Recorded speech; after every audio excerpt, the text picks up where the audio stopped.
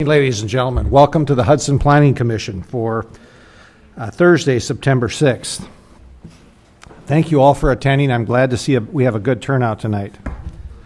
We are not here to debate the merits of whether or not we need to build a new school or not, but whether it is in the best interest of the city of Hudson and its taxpayers to rezone 130 acres of commercial property to public use. With that said, we would like everyone who is a resident that would like to speak tonight, that they will have the right to speak. We're going to try and limit it to 3 minutes. Also, if there's any school board member that would want to speak, we'll allow any school board member, whether or not they live in the city or not. And again, depending on how many people we have here that want to speak, maybe we can open it up after that. But we want everyone to have their input. I reserve the right to give some people some more time if possible, if we have time and we're getting new information. And if we've already heard the information, we don't need to hear it again and again and again, but that's up to you folks. So with that, we're going to take the first item on the agenda, which is the application by St. Croix Properties Ltd. for rezoning approximately 131 acres of property at 2200 Carmichael Road, former St. Croix Meadows Greyhound Racing Facility, from B2 General Business District, PUB, to public or quasi-public district to amend the 2009 City of Hudson Comprehensive Plan, 2030 Master Plan Map use designation from general commercial to industrial, except for the area of the parcel that is designated Conservancy District. The property is generally located 1 mile south of I-94 and southeast of Carmichael Road. So the first folks we'd like to hear from, if they so desire, is Croyline Properties Limited. Do you have anything from Croyline Properties? I'm going to speak later, but I'll be part of the presentation. Okay. So at this point, the school district, one quick thing. We're going to let the school district make a presentation, and then we're going to move on, and questions can be answered or asked by the Planning Commission during the presentation if you like. And then we're going to open it up for public comment. And then after the public comment is done, then there will be discussion among the members of this committee.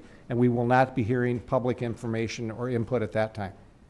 Chair Burchell, before they begin the presentation, may I make a few statements and have a question? Sure. Okay. About a year and a half ago, Mary, our lovely superintendent, I attended a Rotary meeting where you presented, as well as members of the school district, about you basically gave a presentation on the state of our school district and the need for secondary space needs. I agree with you. I do believe we do have secondary space needs that need to be addressed. However, at the end of that meeting, or towards the end, you talked about how the county road UU site was no longer viable. Primarily because of the city sewer and water capability not being able to bring that there, as well as the property would not be able to, it's not suitable for a water treatment system, septic system. You announced at that meeting that you were beginning your search for a large acre or parcel property, preferably 60 to 80 acres in the city of Hudson, or close to it, so that city sewer and water could be a big part of that. In a letter you wrote to the Hudson Star Observer on March 22nd, and also a lot of the documentation that you meaning the district, sent out to the public, you stated in your March letter that, in short, the reason the UU site cannot be used is because there's no way to deal with the wastewater for a large secondary school. And also that the wastewater is a primary problem with the usability of the UU site. And you go on to talk about how, because we cannot annex that property, public utilities can't be brought there. And in part of your pamphlet sent out across the public, you compare St. Croix Meadows to UU property, and you say how there's no way to treat wastewater at UU, and it's located in the town of Hudson with no access to public utilities. Well, at a minimum, we do know that sewer and water can be extended to the UU property. As Denny pointed out at our last meeting, obviously it would be a departure from policy, but the property does exist in our sewer water district. And with some collaboration between the city, county, township, state, whatever it may be, that a water district could be created to bring utilities out there. Additionally, the other night I also reviewed a tape of the December 11th, 2002 school board meeting, where the architects, the SDS architect firm, SDS Architects, which was hired by the city at that time to determine the viability of the UU property, and also to have a plan for the proposed secondary school. They gave a presentation to the school board regarding the viability of the UU location for a secondary school prior to going to a referendum. The SDS Architects presentation and school board members' comments included some of the following. The proposed building was an 8-9 building with a capacity for 1,000 students that would be built with flexibility that could expand to 2,000 students. The building and site would include football and athletic fields. The architect and school board were not concerned with the topography of the land. In fact, they said that they would take advantage of the slopes there. They also anticipated included on-site wastewater treatment, septic, and wells. Superintendent Ron Byrne, their predecessor, stated that with respect to the city sewer and water, that is something that the city might not do. In fact, he stated, quote, "We purchased the site knowing that that might not happen," unquote. The community purchased the site via referendum to build a secondary school on it. This is what we wanted. Current school board member Dan Turno, however, I'm not sure who's here tonight, and Mark Kaisershot, I think I saw Mark in the back, were members then, and they're school board members now. And Dan specifically asked whether or not if there were going to be any problems with the site, specifically sewer and water, and if it would be an issue. And the SDS architects stated that they had Zappa Brothers drill test holes in the property throughout, and they consistently found sandy soil that would support an on-site system, and that there would be no issues with the property. The UU property was cleared by the district to build on, hence the referendum, and as Superintendent Byrne stated, we are good to go. So, given that the premise or the basis, here's my question to you, long-winded way to get to it. Given the premise or basis for investigating the other properties for secondary school no longer really exists, given that the U property is a viable site to build a secondary school on, given that, quite frankly, the referendum we just had could be deemed unnecessary, given that the Hudson School District and the community have spoken that if we're going to build a secondary school site, it should be on the UU property, a property that we've invested as a community over $2 million into. This property is bought and paid for.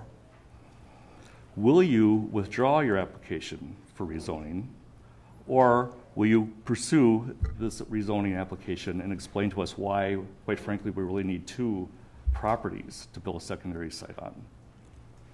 Okay. Question in the back. Can you hear everything? Is it okay? Okay. All right. You want to answer the question or wait until the presentation's over, Mary? That's your prerogative. Well, good evening, Mayor Burchell and Plan Commission members, and if we could just get set up here for a minute.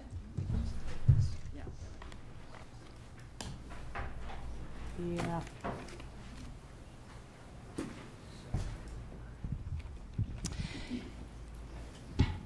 Paul, we will get to your question, and if we don't answer it fully, then once we're through with our presentation, we'll be happy to return to that. We are here this evening, along with representatives of the owners of St. Croix Meadows, to ask for your support and recommendation to the Hudson City Council to rezone the St. Croix Meadows property from B2 to public so that a future secondary school can be built on the site. I'm going to take a few minutes just to hit some of the overview of the process that we've gone through and gets us to this point. Certainly there are many details that we don't have time to cover now. In December of 2004, the Facilities Task Force, after a comprehensive study, recommended additional elementary and secondary schools be constructed to meet long-term enrollment growth and space for learning needs. In 2008, thanks to the support of the school district voters and certainly to the city as well, for annexation approval, the Rivercrest Elementary was opened, and it now serves approximately 530 students. The Hudson Board of Education had planned to advance secondary space once Rivercrest was opened, but because of the recession and in consideration of our taxpayers, put that temporarily on hold, even though the need was still there.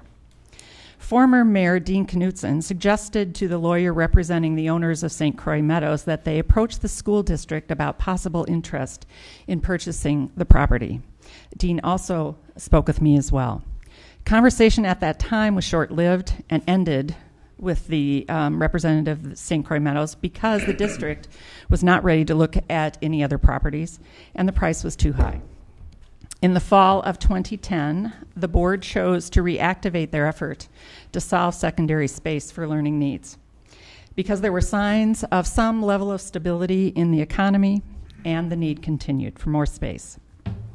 In the winter of 2011, the board received a report that the district-owned UU property had severe limitations as a site for the future large secondary school, namely city utilities. Paul, you talked about that.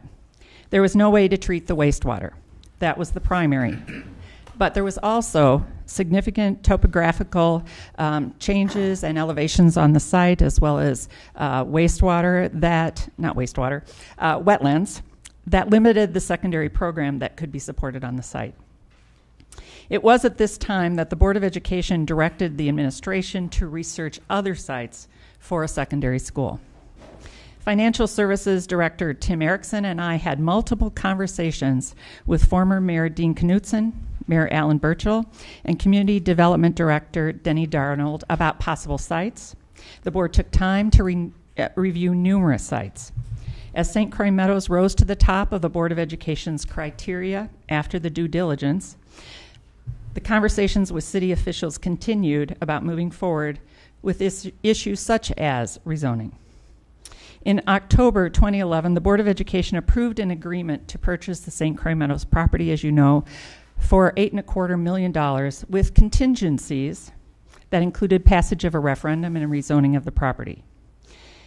In February, the owner of St. Croix Meadows and the district appeared before this commission and asked that the property be rezoned contingent upon the passage of the referendum. Commissioners chose not to act on the contingent request, but instead chose to wait and consider the results of the referendum.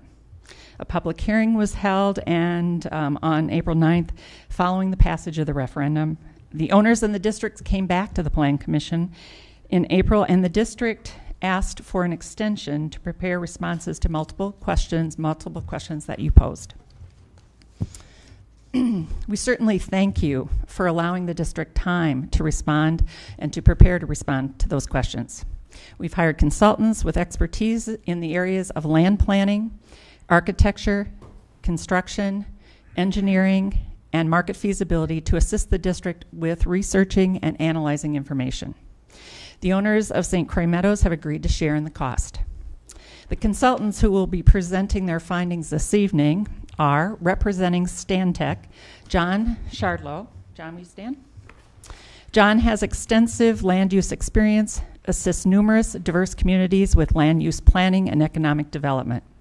He has assisted hundreds of developers with commercial, industrial, and residential projects.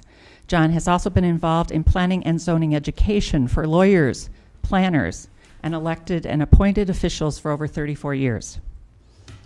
Jay Dema from Stantec as well has a 16-year background in demographic and economic analysis and has held a variety of staff and executive positions at leading research firms in the Twin Cities and Philadelphia. He has worked on hundreds of research and consulting assignments throughout the United States, providing research expertise on virtually all land use types. Representing Stevens is Angela Popenhagen. Certainly you know Angela. Angela has 18 years of experience working closely with municipal governments in a wide range of community planning and engineering activities. Angela has served as the consulting city engineer for communities such as the City of Hudson, the City of Cottage Grove, the Town of St. Joseph, and the Village of Osceola. Angela is a licensed professional engineer and provides engineering planning, design, and financing guidance on projects. Representing Hoffman this evening is Mark Balke, with over 30 years of experience in land planning and landscape architecture. Mark serves as a senior land planner for Hoffman. He works extensively in all phases of the design process, from initial site selection and evaluation through final site planning and construction documentation.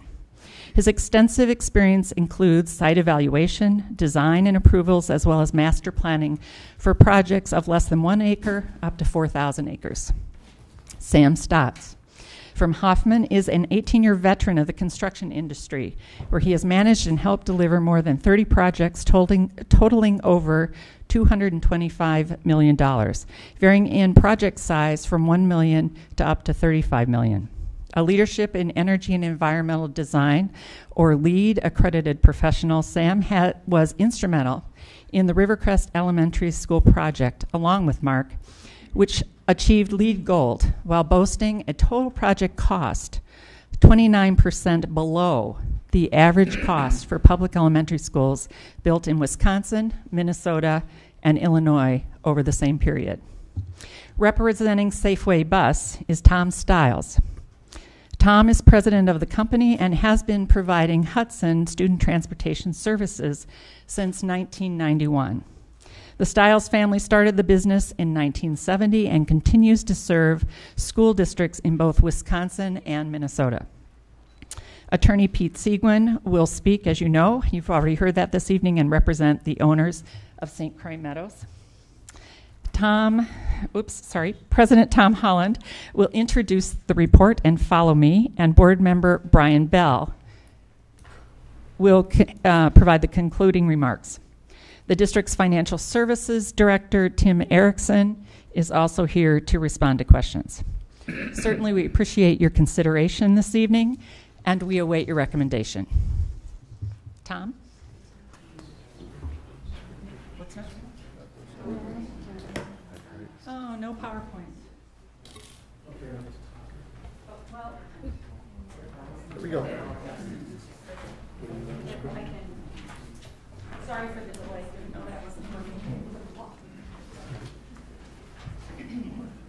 Both the City of Hudson and the Hudson School Board are represented by elected or appointed citizens who are committed to serving this community. We're all working to provide high-quality services in the most fiscally responsible manner. The school district's been very conservative in the school facility planning, adding when possible, working with the city as new buildings were needed. Hudson Prairie Elementary, Hudson Middle School, Rivercrest Elementary are the most recent examples. From the very beginning, in its search for a new school site, the school district has worked with the City of Hudson. School board's done its due diligence. We've researched multiple properties. You have before you information on the sites that you asked the district to review in comparison to St. Croix Meadows. You have raised good questions. We bring this report to you in good faith with our mutual responsibility to serve the Hudson community. This has all been done at a cost to the taxpayer. We thank St. Croix Meadow owners for sharing in the expense to answer the Plan Commission questions. The first issue raised by the Plan Commission members was the concern for loss of tax dollars if St. Croix Meadows were to be rezoned. The school board is sensitive to the city's loss of $25,000 in tax revenues if they were to vote to rezone St. Croix Meadows from commercial property. The school district, with all of its residents, will also bear the loss of approximately $40,000 as a result of the rezoning.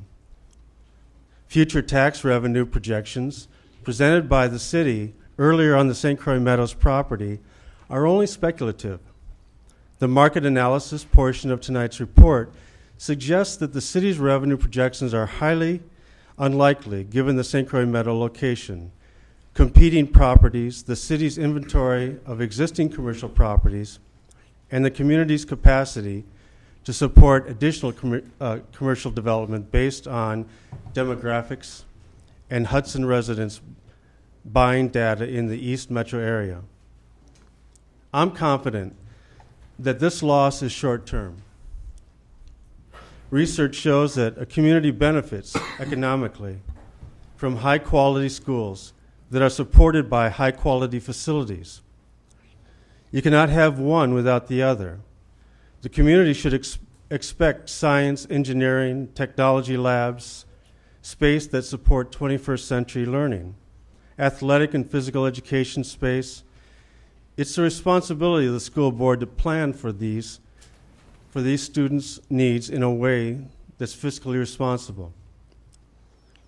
The Plan Commission members identified several other properties that they wanted the district to make a cost comparison.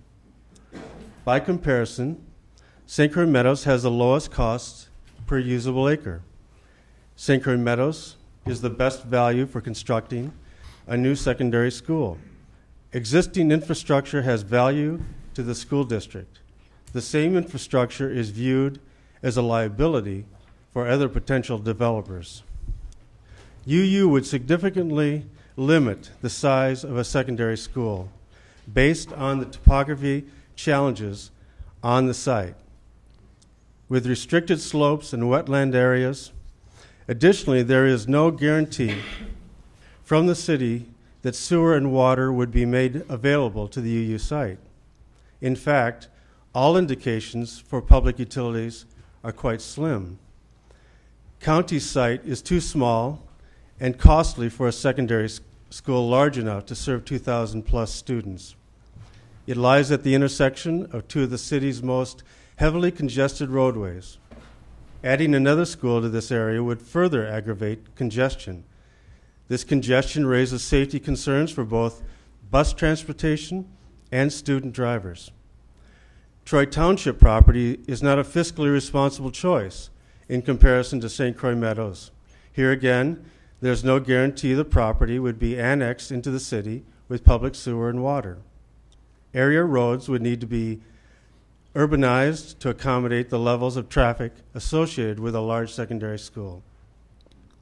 Finally, there were some Plan Commission members who worried a construction referendum would not pass, and then St. Croix Meadows would continue to sit vacant. The successful vote to support the purchase of a St. Croix Meadows for a secondary school tells us this community is ready for a new school. Every effort will be made to engage the community in a dialogue on what they are willing to support for a secondary school. The district is financially strong, with close to $40 million in debt service retirement coming in the next several years that will significantly reduce the impact of a construction referendum for taxpayers. The district will look to sell all or a portion of the UU site to help provide tax relief on future construction. We are in an enviable position as a district as we head into a construction referendum. The time is right with low interest rates for a new school. The conclusion after this additional work still supports St. Croix Meadows as the best site for a secondary school. And in fact, a secondary school is the best redevelopment proposal for this single-use property that other developers are unlikely to invest in. The state of Wisconsin's smart growth legislation directs a city's comprehensive plan to contain objectives, policies, and goals to guide future development of utilities and community facilities. Schools are included in this list of public facilities with which cities should be planning for. Additionally, comprehensive plans should contain an intergovernmental cooperation element with a compilation of objectives, policies, goals, maps, and programs for joint planning and decision-making with other jurisdictions, including school districts. Tonight, we ask that you hear our presentation with an open mind. For a moment, set aside speculation and the criticism that some in the community have expressed solely to limit the increase of any new taxes and the construction of a new school. The school district is asking that you work with us to be visionary and to keep the economy of Hudson strong with your recommendation for rezoning the school district uniquely situated to redevelop St. Croix Meadows. Now is the time to redevelop St. Croix Meadows into a win-win for our students and our community. Thank you, Tom.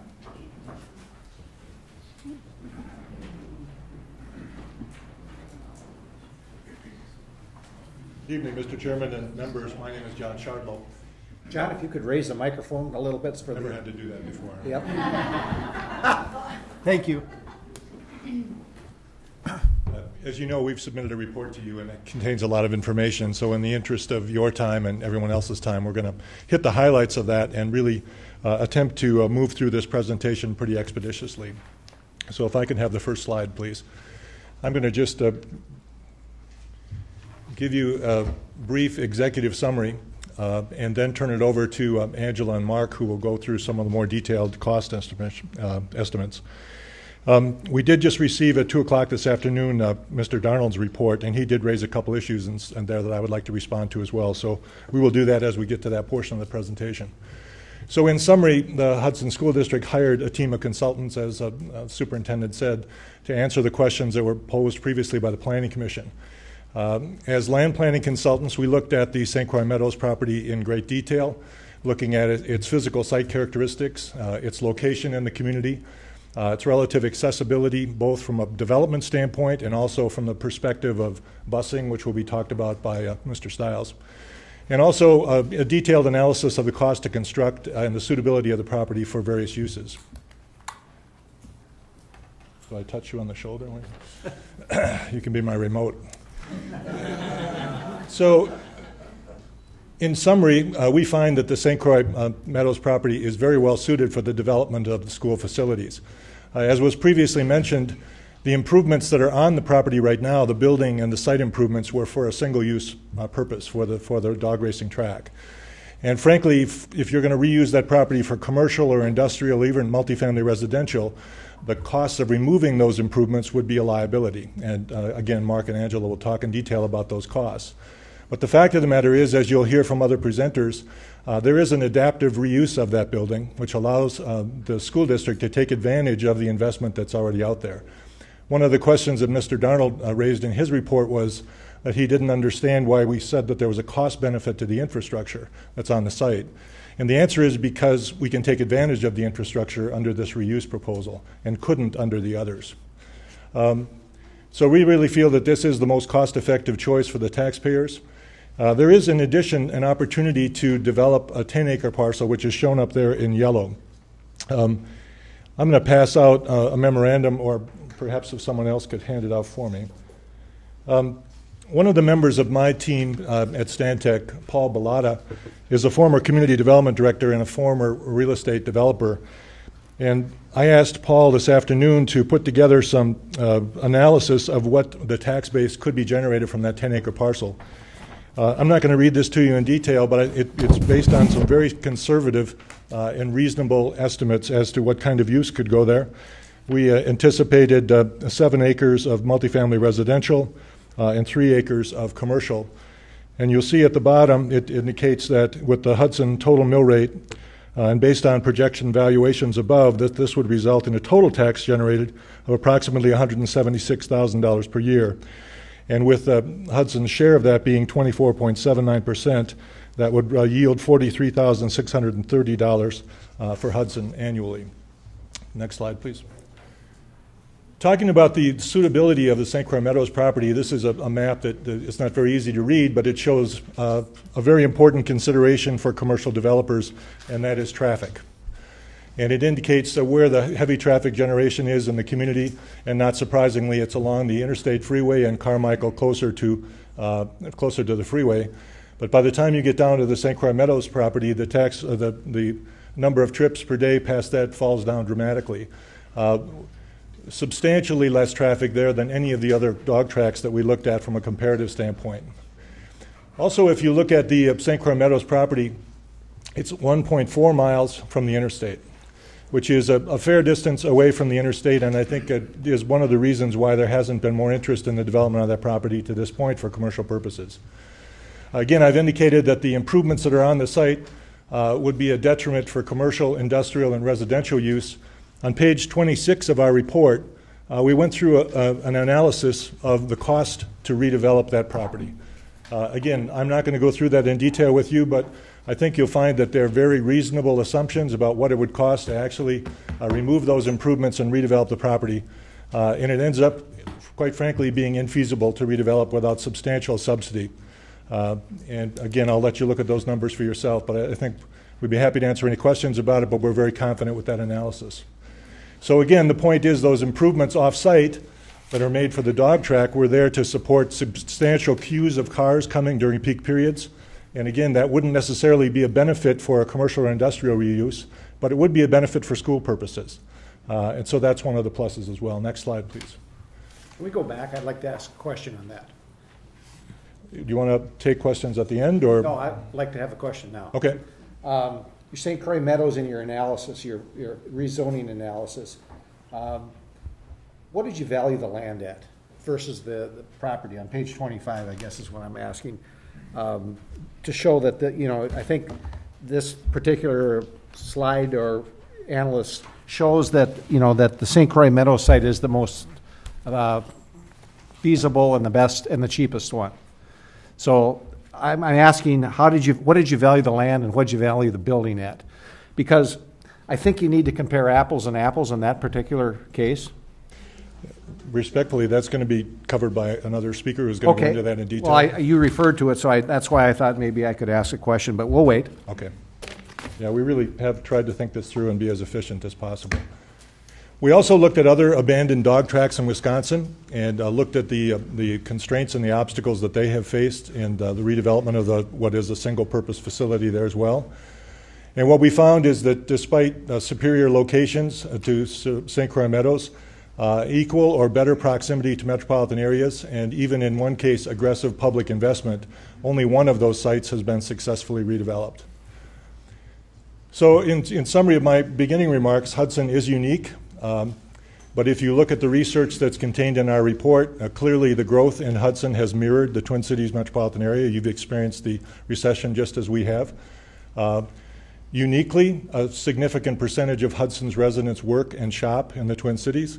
We have done market research work and economic development work for the city of Woodbury, and I know a lot of retailers in the Woodbury area consider their market extending into western Wisconsin. And finally, we looked at the adequate vacant, underutilized sites for commercial and industrial development. In Mr. Darnold's report that we read this afternoon, he asked the question about what were we considering in our table. And we took the planned commercial and industrial areas based upon your comprehensive plan. That was the information that we used. And I think it's appropriate to do that because, as you know, there are active proposals for commercial development outside the city limits along Carmichael. I provided some consulting services to some of the landowners along that corridor. I've been in meetings with representatives of Walmart who have put together a proposal for a 151,000 square foot Walmart that would require annexation. The property owner immediately north of that property has proposals for something like 75,000 square feet of commercial. Then they have tenants lined up who are interested in that property. And there's additional land beyond that as well that's available for development. It is clearly outside the city limits, but a portion of it has been shown as planned commercial on the city's comprehensive plan. We did also look at comparisons of the other sites that we were asked to look at, and there will be a more detailed review of this. But again, the UU site presents very poor potential. I wasn't involved at the time when the architects talked about the potential of that property, but as a land planner, I can tell you it has very severe limitations in terms of slope. A very significant percentage of it has slopes in excess of 30%, which is prohibited in terms of development by the county. And even more significant percentages of it has slopes between 12% and 30%. Just because you can fit, Let me ask you. The county does not dictate that the town of Hudson would do that as far as it is in the county's ordinance. I guess I don't understand what's changed between then, when it was cleared as a school site, and now. Why are the slopes now an issue? That's my question. If the $25 million referendum back in 2003 would have passed, there'd be a building there right now. Well, I didn't do the assessment back No, then. I know, I'm but doing there the was a assessment now. referendum on the table. We went to referendum for $25 million. If it would have passed, there'd be an 8th, 9th grade school on UU site right now. Because according to the school board back then, it was buildable. Okay. Just saying. The County Truck Highway, the Vine and Carmichael site doesn't provide long-range planning flexibility. It's too small. The County Trunk Highway F and Red Brick Road is costly, has very significant offside road improvements. And all of the comparison sites evaluated according to the same criteria, which you'll hear from other speakers. And 2 of the 3 of those would require a new referendum. I'm going to turn it over to Angela Popenhagen and Mark Well, Belke. wouldn't they all require a new referendum? I mean, every piece of whenever we go to referendum for a building, we're going to require a referendum whether land's included in that or not. The only distinction is that the UU property is already owned. Yeah, exactly. Right. But we still have to go to referendum. So, Construction.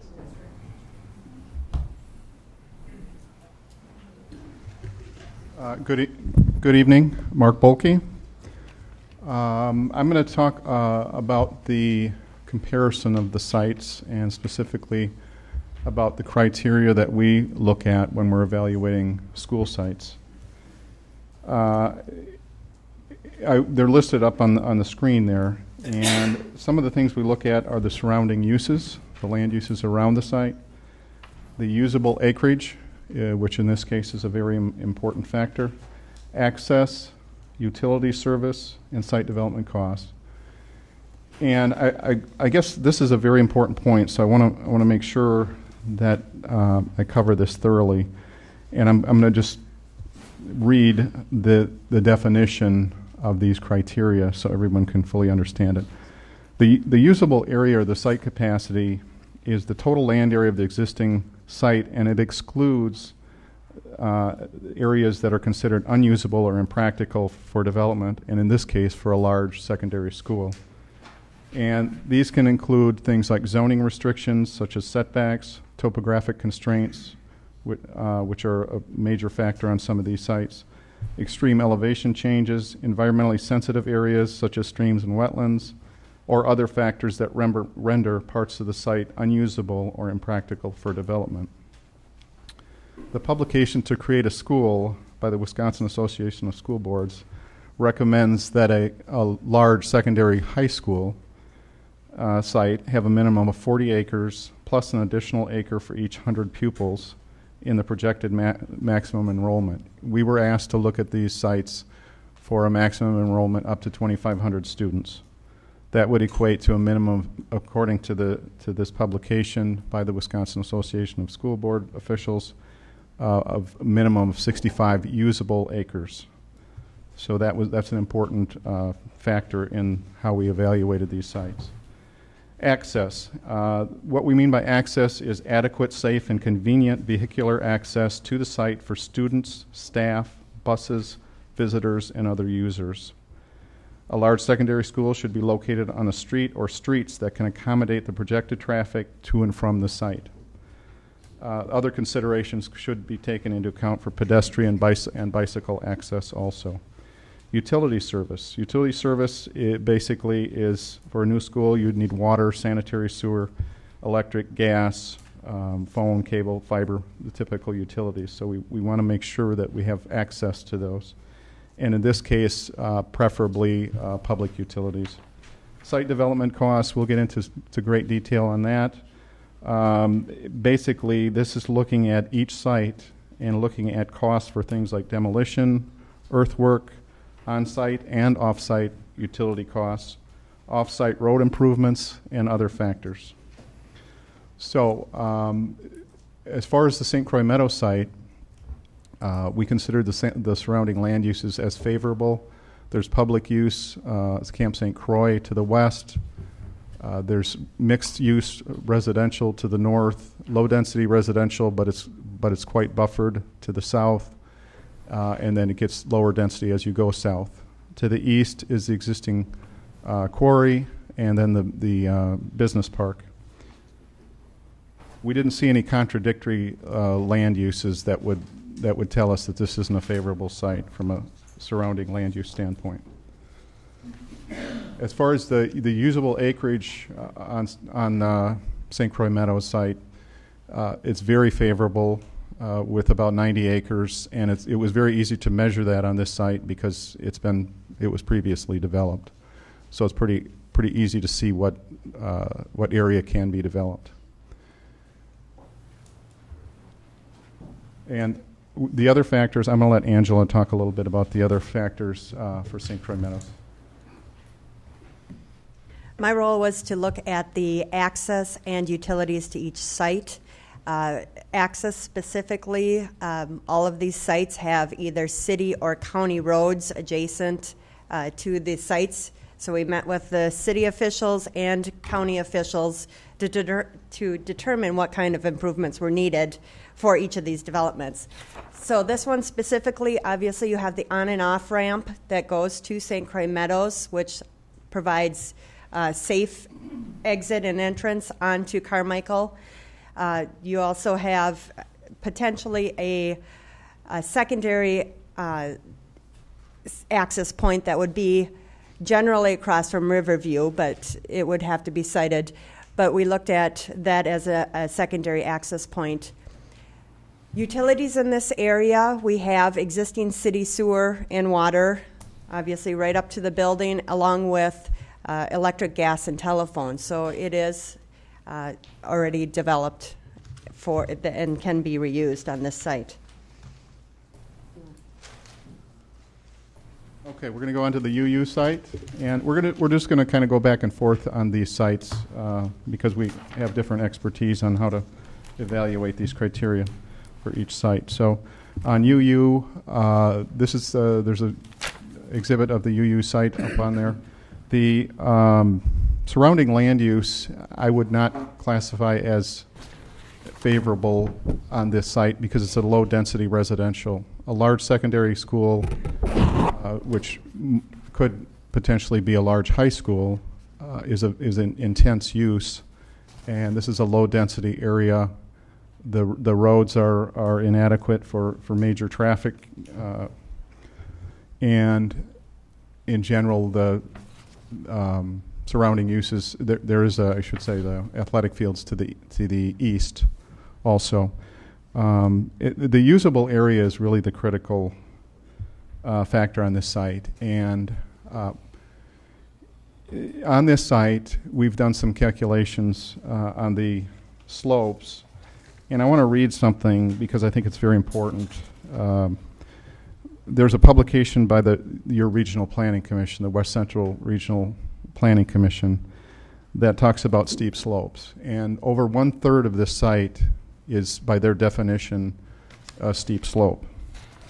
And this is from the St. Croix County Conditions and Trends Report in 2008. And it says, it is generally more desirable both environmentally and economically to avoid steep slopes and disrupting natural drainage ways with construction and land development. Problems with erosion and runoff pollution can occur with development on steep slopes and flooding. Steep slopes are an area where the gradient of the land is 13% or greater. And we've done the calculations, and over 30% of this site qualifies for that. Also, if I could point out, there are areas of this site also that are isolated. In other words, the steep slopes actually isolate areas. And one in particular, there's about a 70 or 80 foot fall on that property.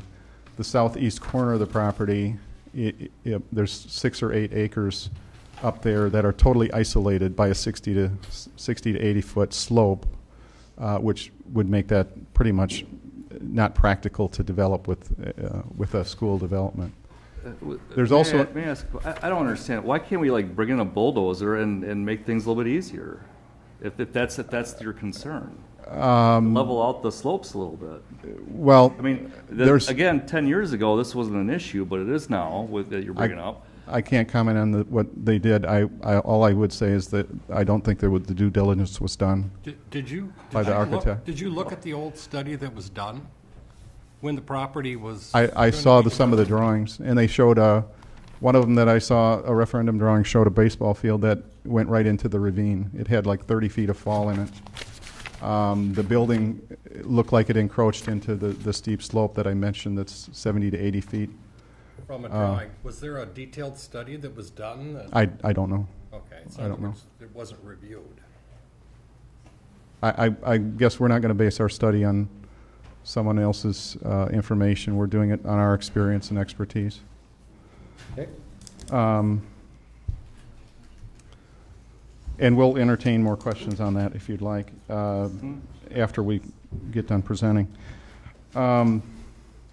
Next slide. Oh, no, back. I'm sorry. Yeah, there's, and this will answer part of your question, there's over 130 feet of fall on that property from the high point to the low point, which I would consider very extreme for a potential large-scale development. I mentioned the steep slopes. There are also some areas that are suspicious as far as wetlands. They're identified on that map. I know they're hard to see, but there was one in the south portion, one in the north portion that are suspected wetlands. We haven't done a delineation, but we did take a look at those. Also, there's a major ravine down the central part of the site that we suspect would be classified as a navigable stream. It's identified that way on some of the mapping, the GIS mapping, and we've taken a look at it, and both Angela and I have a great deal of experience working with topography and navigable streams. May I ask, you're pointing out that there's 60-plus acres that are buildable on this parcel.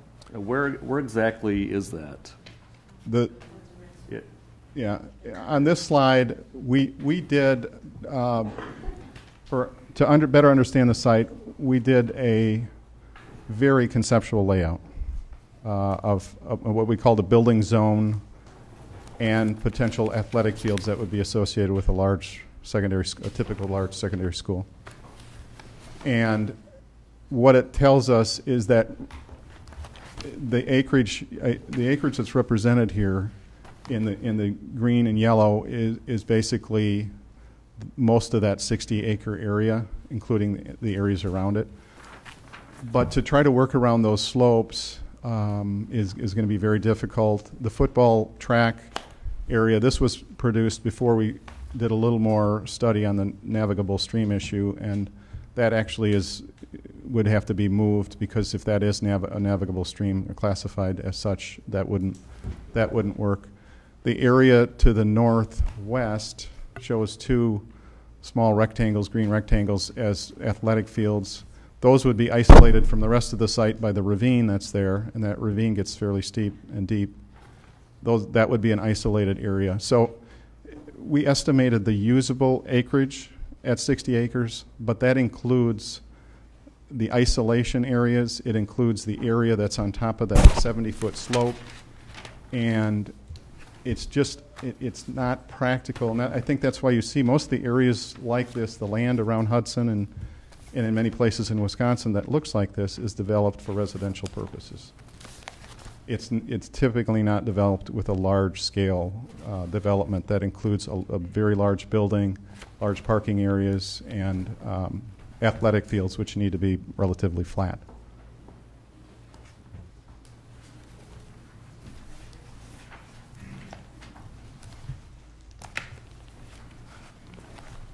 So because this is fronts County Road F, we again talked with the county officials on what they would foresee for traffic improvements, and basically what County UU. We'll get to F. County Road UU, they said right now with the 2-lane UU as it exists, that is very inadequate, that they would foresee having potentially 5 lanes, so 2 lanes each direction with a turn lane, and that's what's in front of Rivercrest is 5 lanes. So that's what they looked at on this one, and then they also, so then you as I said, have additional lanes, turning lanes, signage, lighting. They also looked at how Crosby, as Crosby goes from UU around Bethel Highlands and connects up with Cooley in Target area, there's a lot of steep slopes, sharp curves, residential. They had a lot of concerns how that would handle traffic, because people are going to try to take every back road they can get to this, to the potential school site. So there was definitely a lot of concern. So we looked at expanding Crosby from UU to basically the corner, the south piece, to 3 lanes, so 2 lanes with turn lanes, and then expanding the rest of Crosby to 2 lanes, but making sure that it was wide enough. So you'll see in the upcoming slide what those relate to in costs. For utilities, obviously we've talked about this. There is no public sewer and water to the site or adjacent to the site right now. On-site systems cannot be developed. That's by DNR code, they cannot be developed. So that's why we are looking at could it be annexed or could it be a sewer district? And right now it cannot be annexed. It's not contiguous to the city limits, and a special sewer district obviously goes against what the city's policy has been, and we are not sure how that would relate to cost or if it would go forward. Angela, did you do a cost estimate on that to bring water and sewer out there? A rough idea? Yes, I did cost of sewer and water, basically pretending it was annexed, for lack of better words. I used your existing impact fees and just the cost of trunk sewer and water main to that site. And how much was that? And you'll see that is $880,000 to approximately, and we'll go 2 or something. $1,075,000. Yep, basically $885,000 to $1 million. Thank you. I wanted to make a couple other comments about the UU site. I've been doing site evaluations for about 30 years, and most of them in Wisconsin, and I've also worked on many schools. Our company does a lot of schools. This is one of, I would say this is one of the poorer sites I've seen for a large secondary school, if not the worst site for the program that we were given. And Mark, can I just stop you there? Yep. Just for clarification, what is the criteria for the size of school that you were given for all these sites? Up to a large secondary school, up to 2,500 students.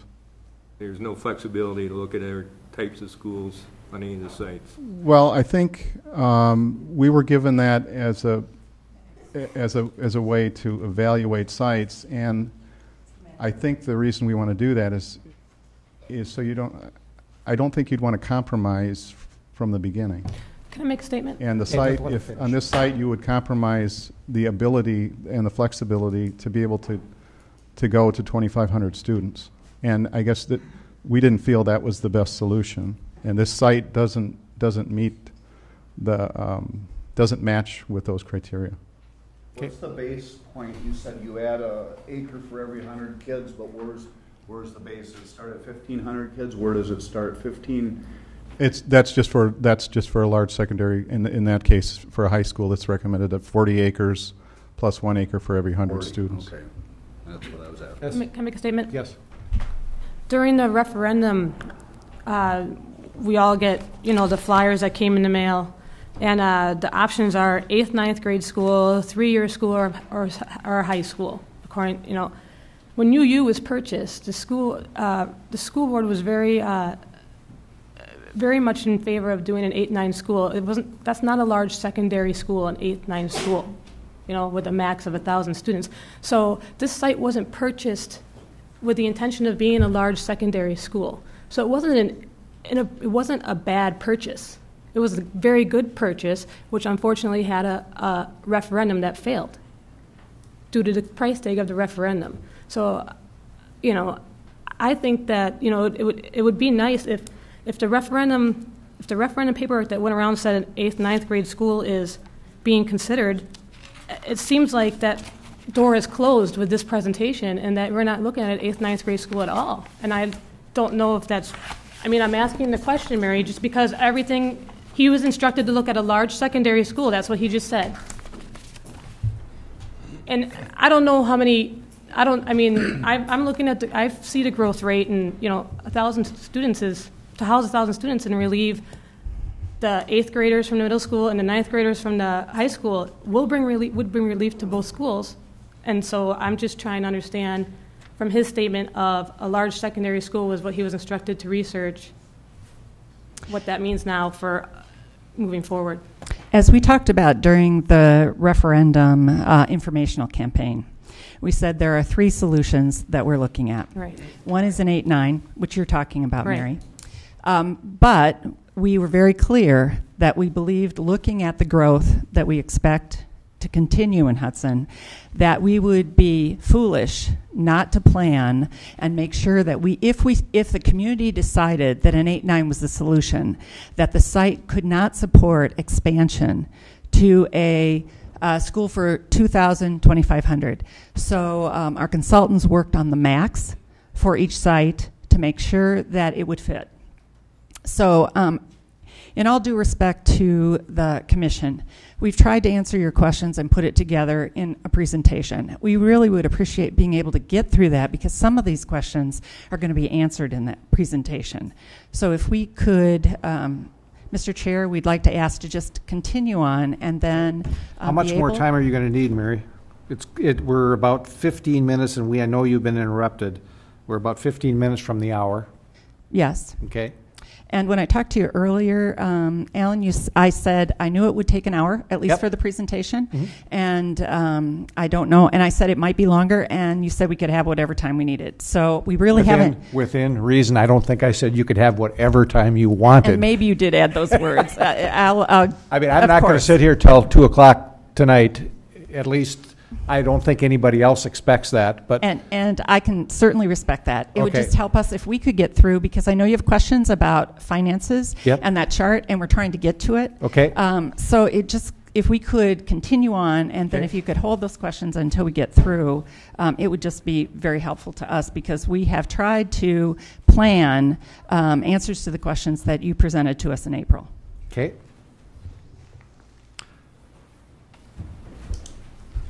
I guess the one other response to that question, I'll just give it right now, is because I had it on my list, is that we were asked to look at a 30 to 50-year solution also. We don't want to be short-sighted.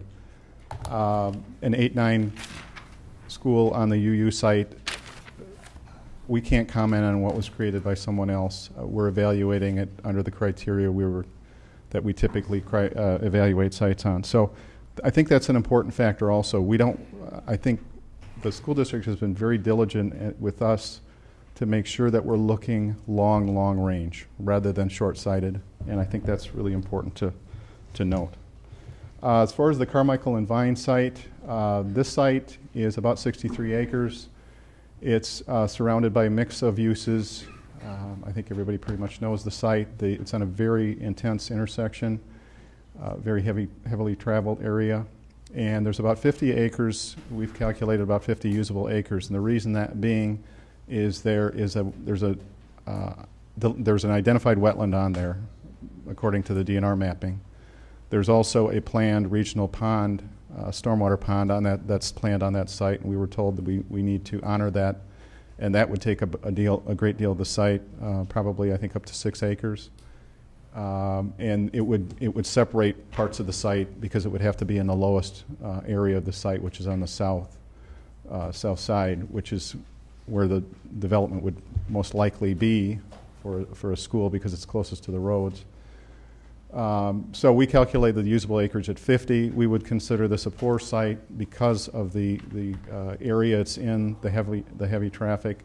And there are elevation changes on this site too, certainly not as extreme as the UU site, but they would, when you have to accommodate those slopes, it still takes away from that usable acreage total.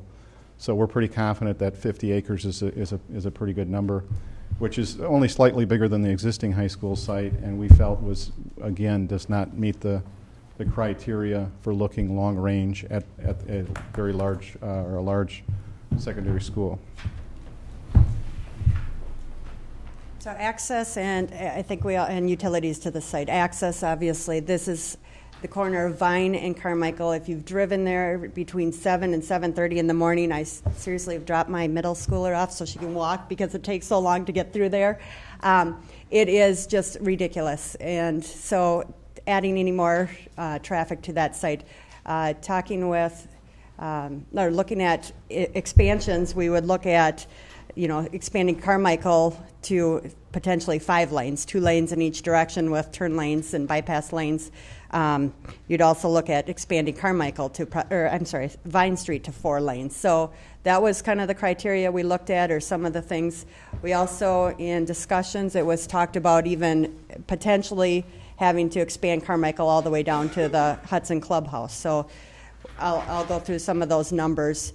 Also, city sewer and water obviously is right in the site. Actually, the sewer runs right down the middle of the site. So the sewer would actually the trunk sewer would actually have to be relocated, and then there's a lift station right in the corner, the southeast corner.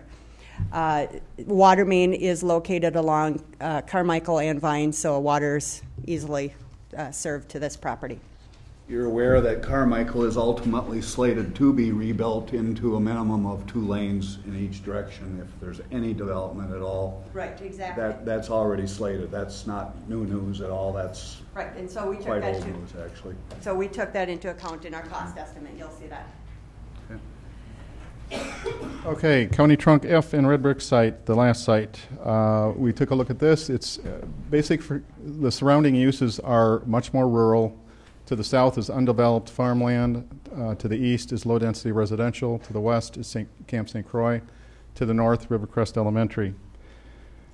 The usable acreage on this site, the total acreage is, I think, about 75 acres, and we calculated the usable acreage at about 70.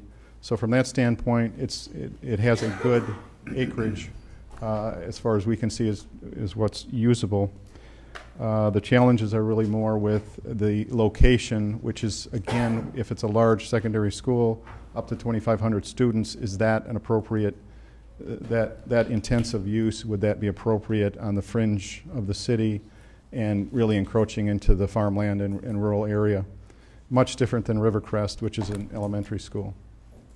And the other things I think that are really substantial concerning this site have to do with access and utilities. Once again, access and utilities, as I kind of alluded to, we talked to the county engineer regarding what County Road F would look like. Again, he'd basically, what was expanded in front of Rivercrest would continue all the way down to the Red Brick, or just south of Red Brick. He also, again, you have a town road, a rural town road with sharp curves, where he suggested that we would need to look at solutions for that as well. Utilities were extended down to Rivercrest, so we basically have to bring sewer and water approximately a quarter of a mile. That says 1.4 miles. It's a quarter of a mile down to serve this property, and that's obviously contingent on being annexed into the city. So to get to the hard costs. What we looked at in here is, I'll go across each row, but for each site we looked at the land cost. So obviously the St. Croix Meadows site was $8.25 million. The UU site, the school already owns, but we will show you another slide. There was some concern that cost wasn't reflected in here, so we have updated the spreadsheet to show that cost in there, but we'll get to that in a second. Vine and Carmichael, that cost is based on just a market analysis or market study of what possibly that would go for. And the County F and Red Brick site, that cost is based on what the current owner had told us. If you look at site preparation, basically what site preparation is just grading it roughly flat so we can get a surface to start with. So obviously the St. Croix Meadows site is already flat, so that's why there's no cost there. The County Trunk UU site, that is the costs that I did. I took large blocks and basically did an analysis, and that's anywhere from $800,000 to $1 million of excavation costs to get it generally flat. The Vine Carmichael site, is anywhere from 500 to 800,000 to regrade the ponds and there's some steeper slopes in the back, so to make that usable. And finally, the F red brick is fairly flat, but there's some areas, so we have 150,000 to 300,000. If you go down then to demolition, obviously there's an existing building on the St. Croix Meadows site, along with a lot of outbuildings and where they had the kennels and outbuildings. So that's what we looked at, is what partial demolition of the existing building and then demolition of those outbuildings. So that's obviously a liability. And then you jump over to red brick, County F. There's an existing farm and residential houses. So we have gotten a cost for what the demolition of those would be. Off-site utilities, that's bringing utilities from where they end now just to the site limits, just so that we have utilities. And obviously St. Croix Meadows already has utilities to the site. UU, as I kind of told to the mayor, that was bringing just utilities, the existing trunk costs, and the trunk costs come later, but those are just extending the trunk, sewer and water to the site. Vine Carmichael, that cost is just for relocating that sanitary sewer that goes right down the middle of it. Again, so it's not bringing anything new, it's just relocation cost. And the F red brick, that's bringing those utilities a fourth of a mile down the road, down County Road F. Off-site road improvements, we talked about, again, what would be needed on the adjacent roadways. St. Croix Meadows, that cost takes into account adding that intersection potentially at Riverview, roughly, adding bypass turn lanes, and then also the county, that's where it narrows on County Road F to 2 lanes, and the county has said that that would have to be expanded to 4 lanes in that area. So that's kind of your low and high in that area. On UU, if I'm going too fast, but I'm just trying to move it, okay. On County UU, this is, again, what the county had told us as far as expansion on County Road F to 5 lanes, or County, I keep saying, County UU, expanding that to 5 lanes, and then, and Crosby improvements, and that's, I've done kind of a low and a high on that one as well. Vine Carmichael, as I've said, we had the low end just expanding very adjacent, the Vine and Carmichael adjacent to the property, and then the high end is if we have to do further expansion all the way to the clubhouse area. So I wanted to show the possibilities. And finally, County F, again, that's the expansion of F and the red brick. The next line is just annexation costs and utility connection fees or impact fees. And you'll see we just used the existing impact fees as they are now. Don't know how, specifically for you, if that would specifically apply, but that would be your minimum. So those costs are in there. If anyone has any questions, those are the standard city formulas for annexation and impact fee costs. Finally, before I call Sam up, I know there was a question on why we put value on building and existing infrastructure, and we could turn that around in a different way. Right now, we've said that exists there now, and we can reuse it and take value out of it. Similar, if you switch it around, you could put that at 0, because that was part of the land cost, and then add in costs for upgrading a partial building and parking lot on the other sites, because we wanted to compare the apples to apples, and we wanted to say you already have an existing parking lot, but if you want to compare it in another place, we could put the cost of doing a parking lot that doesn't exist at UU, at Vine and Carmichael, and F. So that's just another way of trying to, I don't know if I'm explaining it correctly. Having said that, Yep. I have a question. You are going to reuse the parking lot at the St. Croix Meadows, or have you incorporated that into your demolition costs? Because I did not hear you say that. So, Where's Sam? Sam is going to go. Out of line here? Excuse me. Nope, you're not out of line. We have incorporated pieces of it. Obviously, if you drive out there is trees growing through it. It's cracked to no end. So what we did a cost of what that parking lot is, but we took off any we basically said you'd have to remove asphalt, remove curb and gutter, you'd have your gravel base. In your number here. Yes, that is in our number, and you'll see that in the next chart. And then we would rebuild it up. So those pluses and minuses have been taken into account.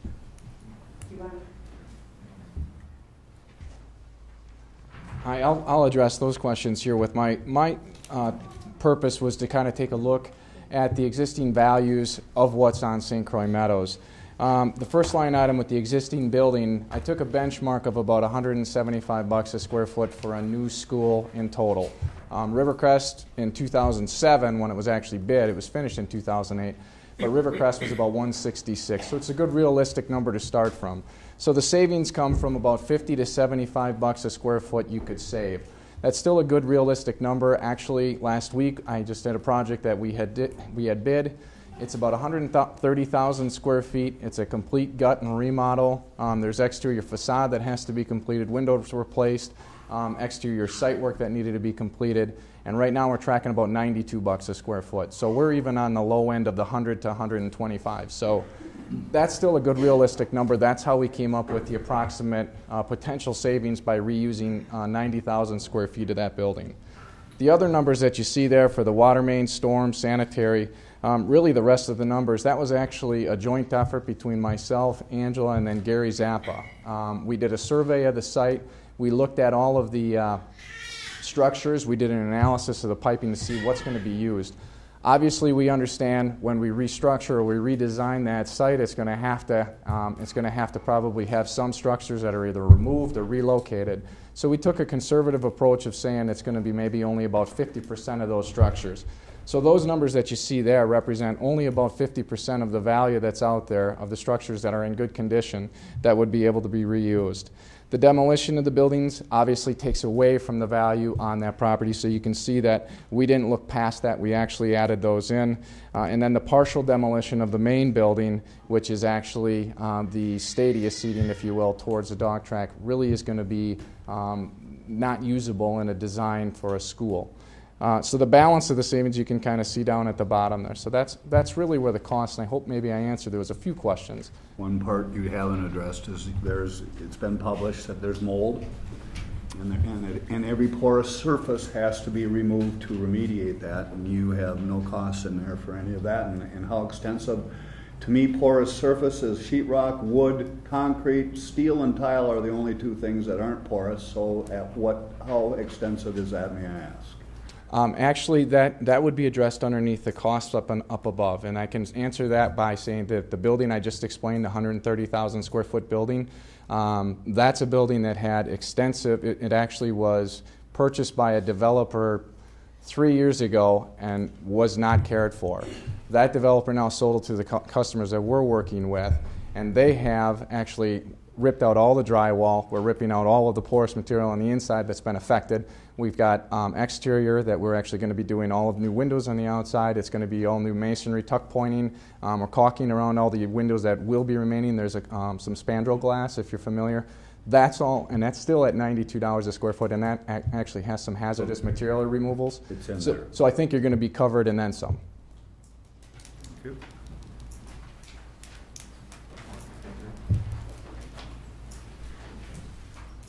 Okay, on the cost comparison chart, the last item shown on there shows on the St. Croix Meadows site shows a value of sale of 10 acres of St. Croix Meadows. And when we looked at the usable acreage, we figured there would be enough acreage here to still allow a compatible or other development on the site of at least 10 acres. And we put a value on that. Basically, on the low end, we just took the same value as the school district would pay for the land. We took the $8,250,000 and just divided it into the acreage. So at 10 acres, that's about $650,000. And then at the high end, we just assumed, I think, just a commercial multifamily mix, and that was anticipated to be about $1.8 million.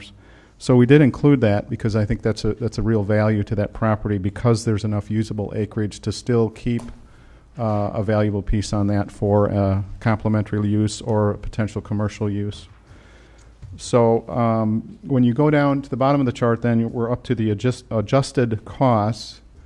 And based on our analysis, the St. Croix Meadow site stands out dramatically when you look at the value and the cost associated with all the sites. So I won't get into the details there, but what we did is we took those numbers, created the adjusted cost based on all the numbers above, and then we looked at the usable area, which I think is valid. We want to look at the usable acreage, and then came up with a cost per usable acre, which for us is a very valid way to look at the value of the property and the value to the school district and community. And again, St. Croix Meadows stands out dramatically based on this analysis, and the other three sites just don't stack up. The next chart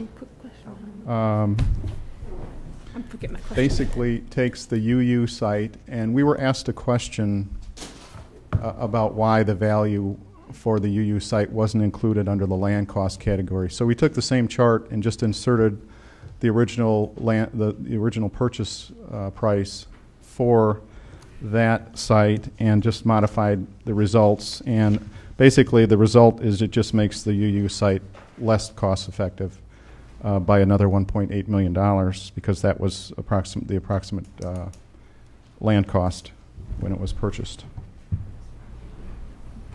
With that, I think Tom is going to come out and talk about bus. Let him finish. You're going to give him a time frame? Well, we're at 1 hour and 5 minutes right now. 15. Well, no, we didn't start right away. They didn't start till after. How much longer do we have, Mary? About 20 minutes. Oof. Okay. Sorry. Hi, I'm Tom Stiles. I'm the school bus contractor here in Hudson. I'm fortunate enough to have served the district and community here since 1991. In doing so, my wife, Lori, and I have made Hudson our home. Our kids have been born and raised here, are still in the Hudson school system today. As for Safeway, I have surrounded myself with experienced professional staff and great family of dedicated drivers who all hold the safety as their #1 priority. So when the school district asked me to do a congestion and routing analysis on St. Croix Meadows, and then later the other sites, safety was a first consideration. If we go to on the first part, the bus analysis of each site I have included alternative bus routes, impact on reducing or increasing existing traffic congestion, safety of our passengers and other drivers. Now for the bus service to St. Croix Meadows site, we've identified at least 5 main access routes, potential to reduce traffic congestion on Carmichael and Vine by thinning out some of the buses out of that area. And also there's some safe access and space on site allows for separation of buses and student drivers. When it comes to the bus service on the UU site, basically only 2 main routing options. You're going to be on Carmichael or Vine, going east or west on Vine. Potentially add some congestion to Vine Street and UU corridor. Don't know what and if there is you can do about that. When you go to the bus service on Vine and Carmichael, basically the same. Only 2 main routing options. Add some congestion potentially to the Vine Street and Carmichael Road corridors. Maybe some safety concerns with the mixture of student drivers, buses, and government center traffic, especially during winter months and inclement weather.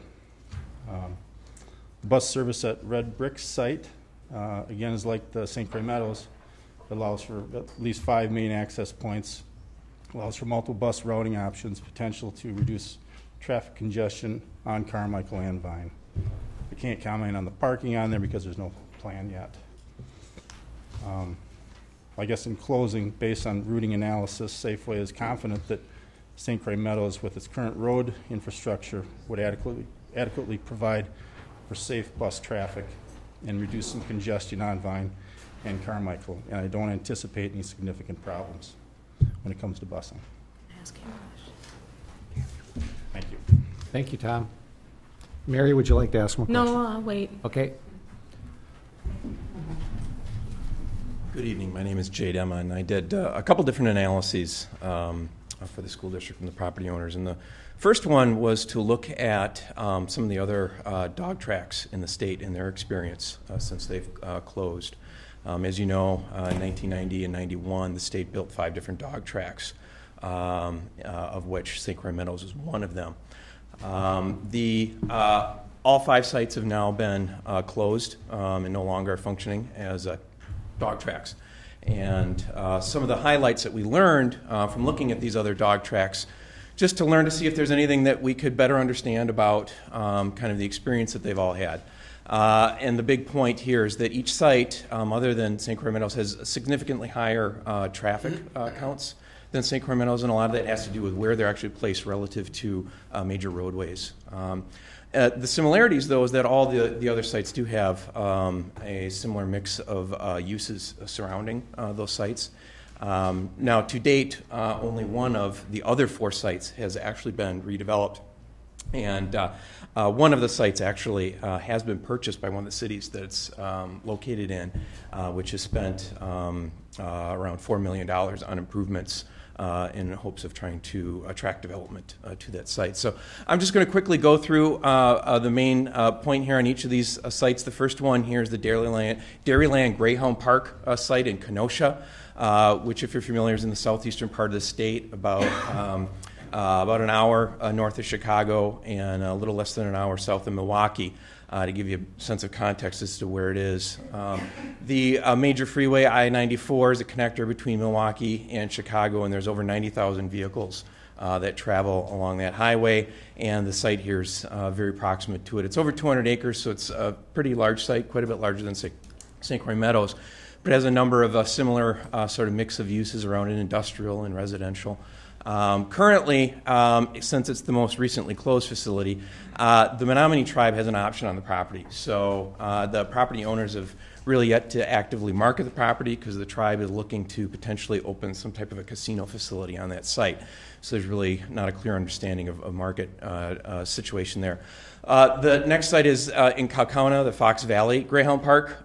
This is about 25 miles south of Green Bay, just a few miles east of Appleton. The traffic along Highway 43 here, or 41, excuse me, is roughly 45,000 vehicles. Pretty good traffic. Acreage is close in size to St. Croix Meadows, and this is the one site in which the city of Kaukauna has, after the track had been closed for well over 10 years, they finally purchased the site and put in about $4 million into redoing, adding sidewalks, new roads, lighting, utilities, things of that nature. And to date, they've developed about, I think it's 10 or 12 acres out of the roughly 80 or 90 or so that are developable. The third project is the Geneva Lakes Kennel Club project in Delavan, which is in the Geneva Lakes area of the state, about equidistant between Milwaukee and sort of the greater Chicagoland area. And this, of course, has a lot of resort and weekend traffic. It closed just 7 years ago, and currently the owners have not been marketing the site because they really feel strongly about the proximity to some of the large retail that's just north of the site, as well as the lake and the resort areas to the east, that this will likely turn around and be sort of a second home kind of project, and they're just simply waiting for the market. And then the final form of dog track is in the Wisconsin Dells area in Lake Delton, which again closed over 15 years or so ago. A lot of traffic along 94, and as you probably know, Wisconsin Dells is a huge resort and recreation area. This property started to redevelop probably over 10 or so years ago. 7 or 8 years ago, I think they finally completed sort of the Tanger Outlet Center, which takes up most of that dog track site. So this is the one site that's actually been redeveloped to date. The other analysis I did was some of the market analysis, looking at the forces that might influence the potential redevelopment of the St. Croix Meadows site. And just to run through some of the different kind of statistics and metrics that we looked at to help us kind of understand those forces were demographic trends, what's been the growth history and forecasted growth for the Hudson area, employment, sort of profiling some of the competitive communities in and around St. Croix County, as well as parts of Washington County and Minnesota. We did an inventory of available building space that's out there to understand how much excess space would probably need to be absorbed before new stuff could be built, as well as doing that similar analysis for the availability of just vacant and potentially redeveloped land. And we looked at development trends, and we also talked to some realtors and real estate experts familiar with the Hudson area to learn more specifics. Some of the key findings we found, probably the big one here, Hudson's a unique place. We recognize that. It's a border community with a history of being connected to the St. Croix River. And we wanted to be cognizant and recognize that unique position in the marketplace. However, Hudson is part of the larger metro area. When the recession hit, it affected Hudson much like the rest of the region and the nation as well. But we did take that into consideration when thinking about sort of future growth. Growth did slow down as a result of the recession starting 2006, 2007, when the housing bust started to first happen. But we're starting to see signs of growth come back, and we want to recognize that going into the future, Hudson, of course, is going to probably start to grow again. The likelihood of maybe reaching at some of that really feverish growth that happened 10 or so years ago, it's hard to judge the likelihood of that. I think we wanted to remain somewhat kind of pragmatic and point sort of a middle of the road picture when thinking about how much development potential there is in the future. And we did, as I said, sort of profile some of these other communities, recognizing that, as it was mentioned earlier, there's some fairly strong retail concepts that are in Woodbury that draw folks from St. Croix County. But at the same time, there's a number of communities in St. Croix County that have developed a number of industrial and business parks as well that compete very closely with Hudson. In particular, when we totaled all those up, looking at what's in Baldwin and Roberts and New Richmond and Somerset and River Falls, we counted up over 600 acres of available land that's in business and industrial parks in those other communities. So when thinking about businesses that might want to locate in Hudson, more than likely they're going to also have reasons to maybe investigate and think about some of these other communities.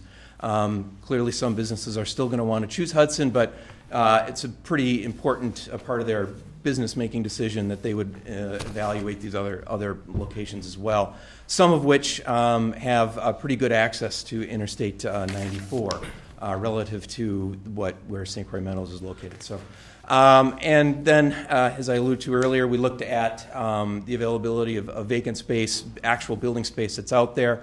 And there's close to a couple 100,000 square feet of retail space right now in Hudson, as well as office space, which is going to take a fair amount of time. That's a pretty good chunk of space to be absorbed before new construction could probably likely be supported in the marketplace. And then with regard to kind of looking at this land availability, one of the things we did is we looked back at building permits in Hudson over the last 10 or so years and tracked what the history has been both pre-recession and post-recession in terms of how much new land had been developed for commercial and industrial development. And as it averaged out, it was close to 18 or 19 acres a year for commercial development, more around a little less than that for industrial development. And then when you add and compare that against the amount of acreage that is currently vacant or potentially available in the near future, that leads to 10 to 12 years worth of supply of land, which in our estimation is something that that's more than enough land to probably accommodate development in the near future, and that the city might want to be concerned about having to add to that excess land and perhaps prevent additional development. So With that, I think I'm going to turn it over to Peter to talk about some of the marketing history of the site itself. We're getting close to the end. I hope so. I've been asked to make a few comments on the marketing efforts of on the St. Croix Meadows property. Some of the material is generally set forth in the consultant's report, which you've all had access to. But more specifically, there has been a concerted effort to market this property since its closure in 2001. As early as the first year of its closure, there was contact with a Madison, Wisconsin firm representing an investor group which expressed an interest in the St. Croix Meadows property to be used potentially as an outdoor amphitheater and a hospitality venue. A letter of intent was subsequently submitted, but the group was unable to obtain the financing required to develop their plan. In 2003 and later years, there were multiple contacts made with regional and national commercial property brokers soliciting potential buyers. The real estate divisions of both Walmart and Target were contacted, and they actually visited the site, but they were not interested as they felt the Meadows site was too far off of I-94. C.B. Richard Ellis, which is a large commercial property broker in Milwaukee. They have regional offices around the country, but the office in Milwaukee was contacted because they were searching for land in the Hudson area for big box retailers. But they also decided that this site was not as desirable a location as they would need for a big box site. There were contacts made with local realtors to explore the possibility for sale for development purposes. There were occasional contacts by parties who were possibly interested in small parts or parcels of the property, but the owners did not want to sell off a few acres here or there, which would have made the balance of the land less desirable and even more difficult to sell. Prior to and during 2008 and 2009, a Minneapolis real estate group was working with the St. Croix Meadows folks, along with R.J. Ryan Construction and Lampert Architects of Minneapolis, concerning the possible conversion of the building to a residential psychiatric treatment facility. This fell through as the cost would have been too great and locations in Woodbury were considered more desirable. Discussions were held with the City of Hudson, with Mr. Darnold and then Mayor Knutson, to consider possible uses, including the use of St. Croix Meadows property as an expansion of the business park. Those discussions ended with the city suggesting to the owner that they contact the school district as a possible suitor for the site. And that contact has resulted in the interest of the school district in this property and our present request for rezoning. In 2010, a national outreach program was initiated with contacts of both national firms and local firms which specialized in attracting development and or commercial property sales. That included such companies as Cushman & Wakefield in Minneapolis, C.B. Richard Ellis in Milwaukee, Jones Lang and LaSalle in Minneapolis, Marcus and Millichap, Minneapolis and Madison, Greystone Commercial locally, B&A Realty locally, and the firm of Grubb Ellis Northco in Minneapolis, with whom the property was eventually listed and with whom the property is currently listed. Northco has contacted many parties as potential users of the property, which included a water park, a national call center, a bank servicing site, and general development of multiple business sites within the property, as well as offering the property to numerous other parties seeking commercial property in the Twin City area. This has not resulted in any formal offers or letters of intent. It is clear the property owners have made substantial efforts to market this property. The fact that they have been unable to sell the property supports the findings and conclusions reached by the consultants in their reports, that this property is undesirable in its size and location for most commercial or industrial purposes. We have asked for rezoning of this property because it is abundantly clear that the most beneficial use of this property is not as commercial or industrial. The only accepted offer on the property is for use as a school, which requires your rezoning. As the report points out, the use of this site as a school also appears to have the most significant benefit to the city. Failure to rezone will result in the loss of the sale of this property to the only party who has presented an acceptable offer in over 10 years. We have presented a strong case for rezoning to allow the use of this property for a secondary school. The city ordinances and state laws permit rezoning as long as the request is based upon reasonable considerations and is in the public interest. I submit that the public interest is very clear. The voters of the city of Hudson expressed their public interest by approving a referendum by a significant margin, which authorized the specific purchase of this specific site for the specific purpose of a secondary school. Failure to recommend approval for rezoning not only flies in the face of the public interest, but will in effect also deprive the owner of the beneficial use of this property because it has no reasonable use as it is currently zoned. Based upon the reports that the consultants have prepared for you, we believe that the proper recommendation to the City Council would be for approval of the rezoning. Thank you, Pete.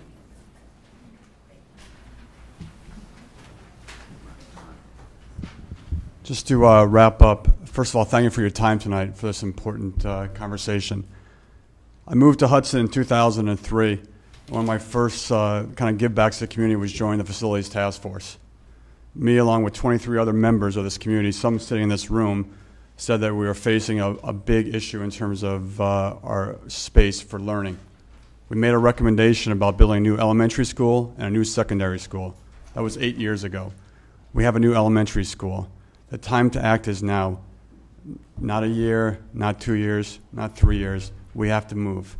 The St. Croix Meadows is the best location in the Hudson School District for a school. It's the cheapest, has the best logistics for transportation, and has the best amount of land for our school. It's a much better investment to the taxpayers in Hudson than a piece of land that's going to stay vacant for the last 11 years and probably for the next 10 years. Next slide. So these are the kids of 2025. I also chair the Strategic Planning Committee along with many residents of Hudson. And these children were born the year that I started that strategic plan. And that strategic plan was not about a great facility. It was about a charter that we could build not just a great school system in Wisconsin, but we could have a national school of excellence. We have to get through this facilities issue and move forward, because what we really need to invest in is hiring and retaining great teachers, investing in them. We have to have a great leadership, we need to have a great curriculum, and we need to move this district forward, and we need to get through this facilities issue, and we need your help. So thank you very much, and we'll take some questions now.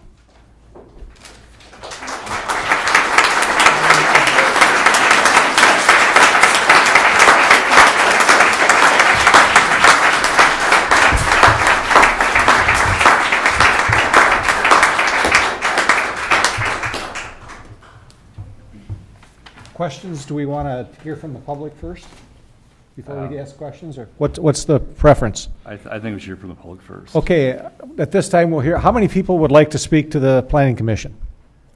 Okay, we're going to try and we'd like your name and where you live. We'd like city residents, please, and any school board member that would like to speak is certainly welcome to.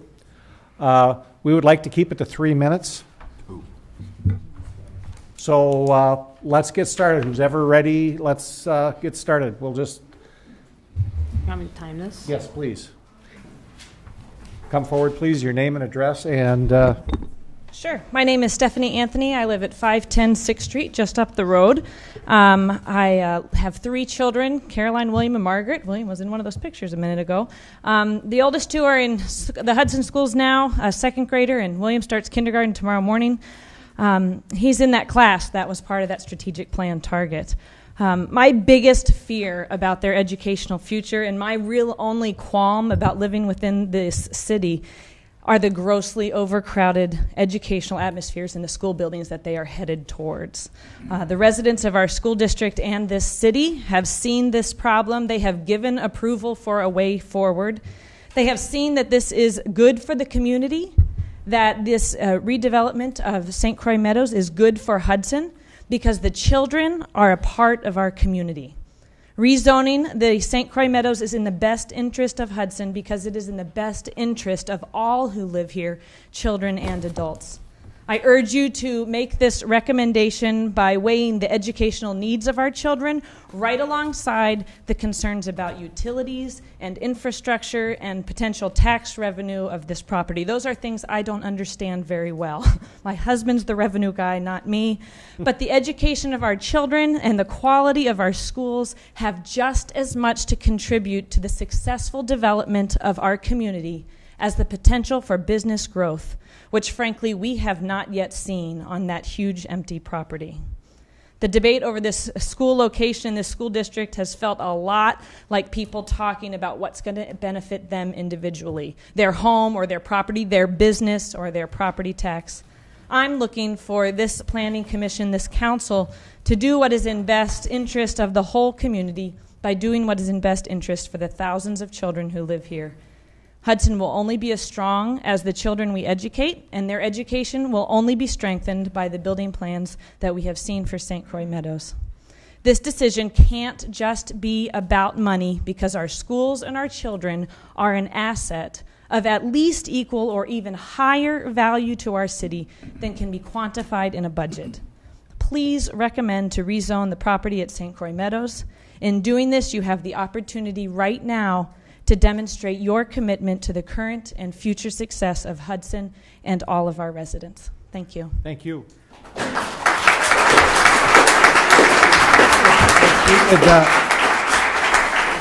If we could hold the applause, please, so we can get all the people so they can have a right to speak. Yes, sir. Steve Nielsen. I live with my wife in the city of Hudson.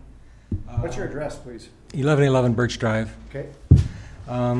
Just as an aside here, I'd like to congratulate the school on the good news on the ACT scores that just come out, and thank you for your hard work, and that's quite an accomplishment. However, I don't believe that whether or not we build a new high school at the dog track is going to have zero impact on those ACT scores. I'm a little familiar with the property on UU, and I'd like to talk a little bit about that. And by the way, I've not seen anything out there that looks like a gully. And 80 feet of elevation change might sound like a lot, but we don't build schools on 30-degree slopes or 13-degree slopes. We level them. And when you got 100 acres of land, you can do a lot of leveling, and still make allowances for proper drainage. But depending on what that topography actually is, you may only have to push 10 feet off of a hill to completely level that whole lot. 80 feet sounds like a lot, but it may not take much at all to level that. The property out there and all that land out there is glacial moraine. And I would be surprised if you go down 80 feet, you'd find any bedrock. What that is a pile of sand and gravel. And it would be nothing to go in there and scrape 10 feet or 20 feet to level that lot. And the question I have, I guess, is through all this analysis, when the determination was made that this is unsuitable for a major school, was the ground looked at? And if so, how deep? Did you look at well drilling records? Do we know what's down there? Thank you. Thank you.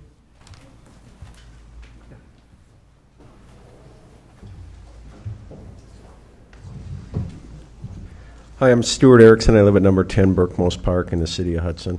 And I just wanted to present the city of Hudson's resolution number 409. It's the framework for sustainable community principles.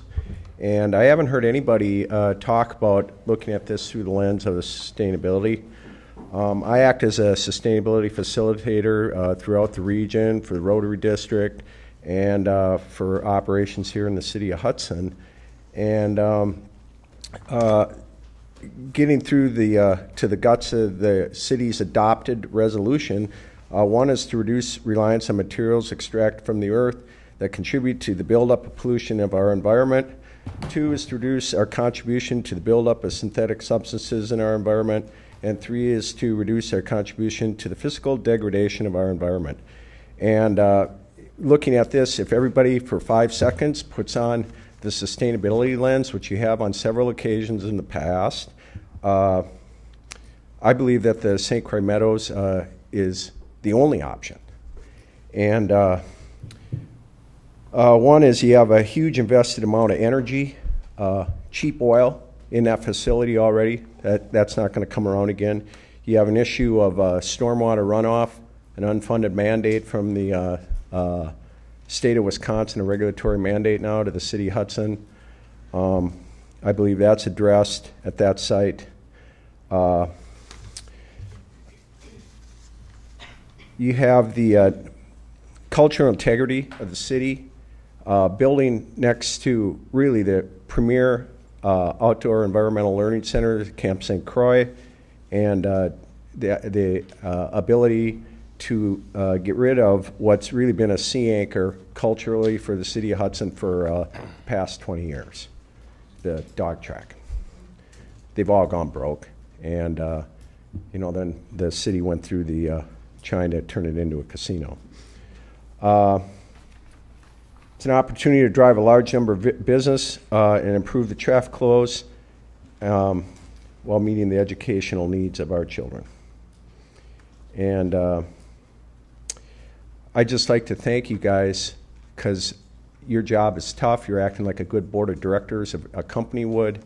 You're asking the tough questions, and that's not always easy to do. Thank you. Thank you. Anyone else? You want to go stand right there? Yeah. Sure. Right up there. Yeah, but yeah, okay. Roger Rebholz at 114 11th Street, Hudson. 45 years ago, I moved to this town because of the school district. I had a brother that taught here before I moved here. And I'm asking you, the Planning Commission, to make sure that we don't spend any more dollars steadying this thing.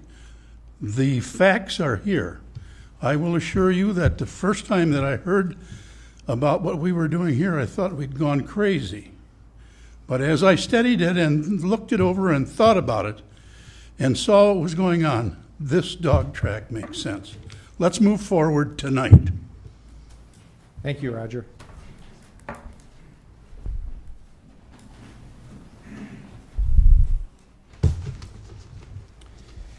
My name is Lars Glockstein. I'm 115 River Street. I'm a registered architect and have lived here for 28 years. I've reviewed the school proposal for rezoning of the dog track, and I'm very concerned with the life safety issues of our children at that location. I must stress that this is not a question that we need a school. This is a question on the location of the school at the dog track. It's a poor location, and here's why. Excuse me. Item 1, it is adjacent to a heavy industrial quarry, which will be dangerous for our children. We all know that they will find a way in there. Item number 2, the current building is in major disrepair and is indicated to contain mold. The building location is not suited in the best spot for a school. It doesn't make sense to add to an existing old building for a brand new school. Item 3, there are only 2 main roadways in the city over the 94 corridor. The traffic congestion will be more than a nightmare on Carmichael, Crestview Drive, the McDonald's intersection. We all know how bad that intersection is. The school study even indicated how the traffic will be at the Rivercrest School if the south property is developed as a school. The dog track is directly north of that. So the amount of traffic would be insurmountable. All future residential homes will expand to the east and to the north, especially to the north with the new River Bridge crossing. Common sense design practice is to locate the schools within the areas of future expansion, not in fully developed areas. Once again, I must stress that the need for a school is not the issue. It's only the location that I'm concerned about. I've reviewed the UU property and the Vine Street Carmichael sites. The UU property can easily handle a very large school. In fact, the dog track report had some incorrect assumptions that were made to it. The best site is the Vine and Carmichael corner. All the utilities are in. Access is great. It is adjacent to the existing athletic fields. Costs will be the lowest. It can easily handle 2,000 students. That's the efforts where I think that everything should go to. I want everyone to know, do not think that all these studies and efforts were wasted.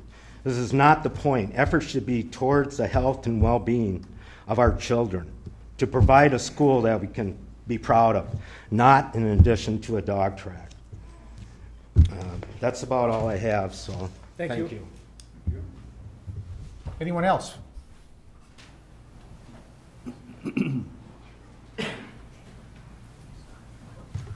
I'm Dan Bushman. I live at 1303 St. Croix Heights. And I want to talk about things that's called inheriting a legacy. I'm going to call it that for beginning, because we keep talking about the UU site. And I'm going to do something that nobody actually does, which is say, buying the UU site was a mistake. Okay? What we knew 10 years ago is different than what we know now. It's that simple. I'm going to talk about another mistake because there seems to be a double standard about how the sins of fathers get delivered upon the sons, I believe is the phrase. Is in 1989, a municipal body made a mistake. There was a referendum, and they didn't listen to it, and that was that in 1989, this body sitting here created the St. Croix Meadows racetrack. And oh, it was going to be a sweet deal. I've euphemistically said so many times that we were all going to, not only were we not going to have property taxes, I was going to have a Cadillac with a trunk full of money from how good that was going to be. And funny how that didn't work out. The reason I'm talking about this is, you know what? You guys will make mistakes. You've got an obligation too, to look back and say, you know what? Hey, you can look at the UU site and realize that 10 years ago, it all looked real good. Okay? Somebody thought it was a good idea. It's wrong. We're going to get rid of it. We're going to sell it. In the meantime, we got an eyesore. An eyesore that this body that I am looking at right now created. And you have a chance to fix that now. And you can shake your head, Fred. Yep, I am. On a whole different subject. As I've sat here and listened, and I've tried to gauge the attitude, I'm a human resource professional, and I pay attention to some things. And I am going to recommend that this board take some classes in professional etiquette. Because one of the things I'm going to tell you is I am not lovely. Mary, I'm not saying this because I am chivalrous. I am saying this because I have got 25 years and a master's degree of being an HR professional.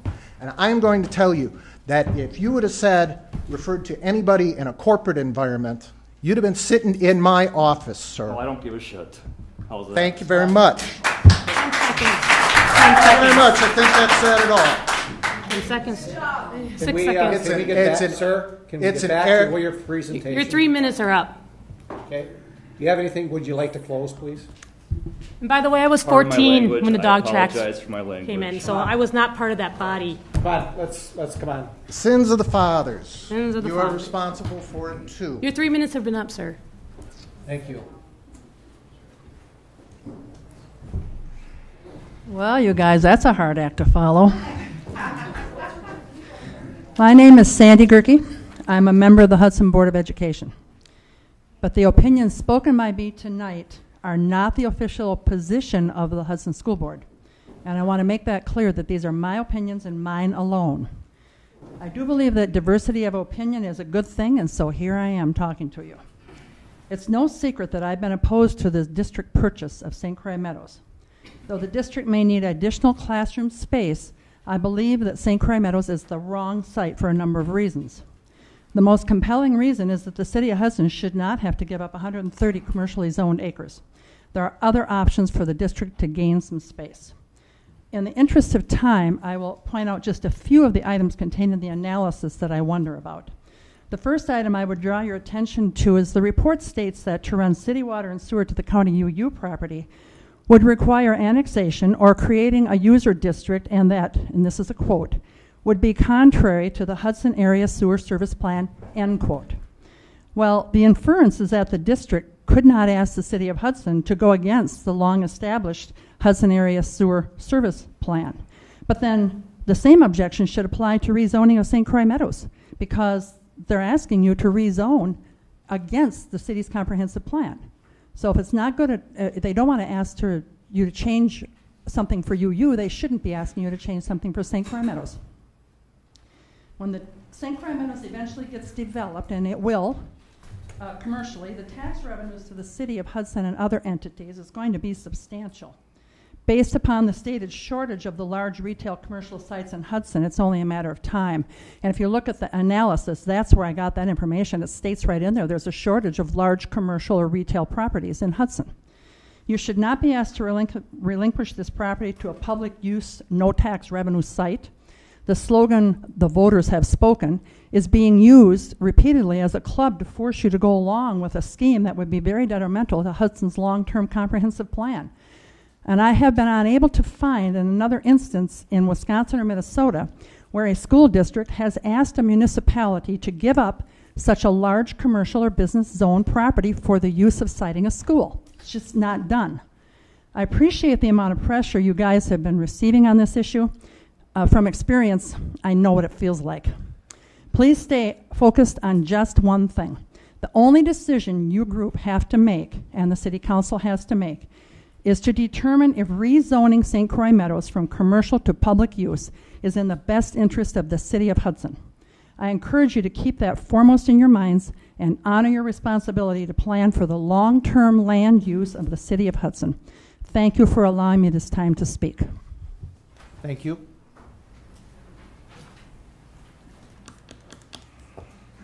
Liz Melanify, and I live at 1331 3rd Street in Hudson. And the numbers are making my head spin. I don't know how you guys are going to do it. I agree with Dan about what he said about the dog track and the sins of our fathers. I kind of was thinking to myself all along, who thought it was a good idea to put a dog track in?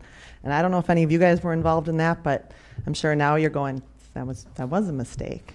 I guess I ask that we do not engage in partisan politics. I guess I always understood city politicians, mayors, planning commissions, people that serve their city to be elected not on like I'm a Democrat or I'm a Republican or I'm this party or that party, but more sort of a nonpartisan, do what's best for our city basis. And I guess I feel like there's really some tension and some anger and maybe even some political affiliations just eking out a little bit in our questions and our exchanges in here, and that's not really what this is about.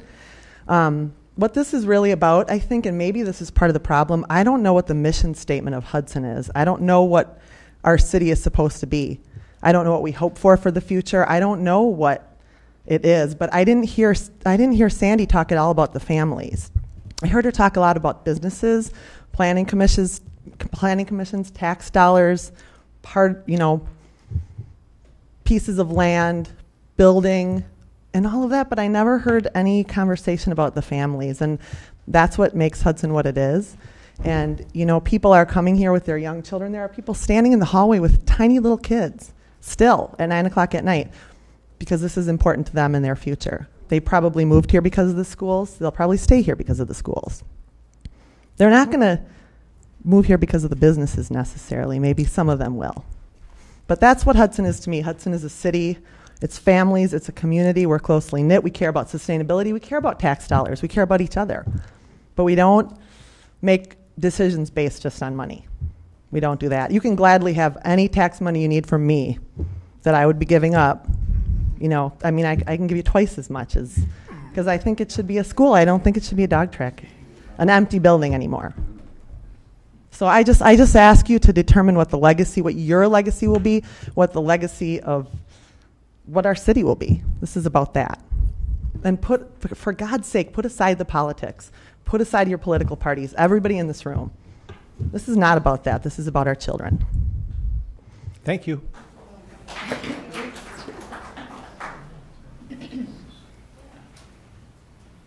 Hi. My name's Sharon Norton-Baum, and my husband and I live on 1150 Front Street South in Hudson, and I've spoken to you before, and I'll be very brief tonight. I want to thank you for this opportunity to speak, for all of us in the room, and I'm glad that you're all here to listen because you seem to be listening very intently. I appreciate your public service, your willingness to participate in the planning for this beautiful city, which my husband and I call home. Your work is very important for Hudson's citizens, taxpayers, and children in the schools. We moved to Hudson 14 years ago, in part because of the vibrancy of the city and the beauty of the St. Croix River area. Much has changed since our move here. The population has greatly increased, houses have sprouted up, new businesses have arrived, schools have been built, and traffic congestion in some areas has become untenable. I do my best to avoid some roads and intersections as I go about my errands in the city. The local newspaper reports almost weekly an accident at the intersection of Carmichael and Crestview Drive. I try to avoid any confusion that drivers might have in those areas.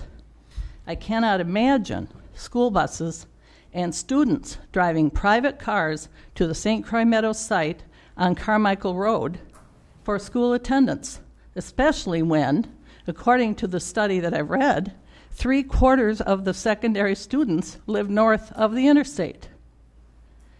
The stoplights on Carmichael Road would probably have buses lined up and surely would have students in vehicles attempting to drive on Carmichael, and surely there would be cars and vehicles trying to access Carmichael from the ramps.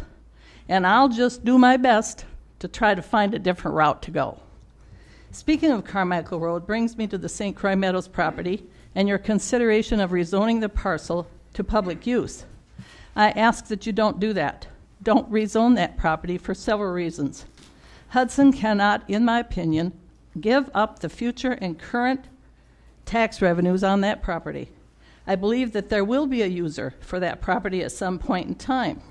When we first started to visit Hudson many years ago, there was only one building south of I-94. Who could have predicted at that time that the southern edge of Hudson would be where it is today, stretching far to the south, filled with a variety of business entities, all paying real estate taxes? Hudson has many infrastructure needs. We need good streets, police protection, safe neighborhoods, and good schools. I believe there are more appropriate locations for needed classroom space than at the St. Croix Meadows property. I believe we need classrooms. I'm not here to say we don't. But we don't need what I read to be a sports complex, which appears on the preliminary drawings for the St. Croix Meadows property, which was presented by the school district. There is land within the city limits which is already zoned for public use. The utilities are in place, and a 2-story building could fulfill the need for classroom space on 63 acres at the St. Croix County government site. Jen, how much longer you got? I've got 7 sentences. Okay. Thank you. Please hurry. I'll hurry. I'll try to talk a little faster. I encourage you to remember that your comprehensive plan refers to walkability for school siting. The St. Croix Meadows site, in my estimation, would be drivable only. I appreciate the challenging situation that the school district finds itself in trying to come up with space, and I appreciate the challenging situation that you, as city officials, find yourselves in. I just ask that you remember your responsibility to the city taxpayers and remember all the time and effort that went into putting together your comprehensive plan document. I've been involved in that at the county level. It's a huge, big job. Planning for city growth is a long-term project. Zoning decisions must not be lightly overturned, and land use issues are too important for proper growth of this beautiful city. Thank you. Thank you. Anyone else?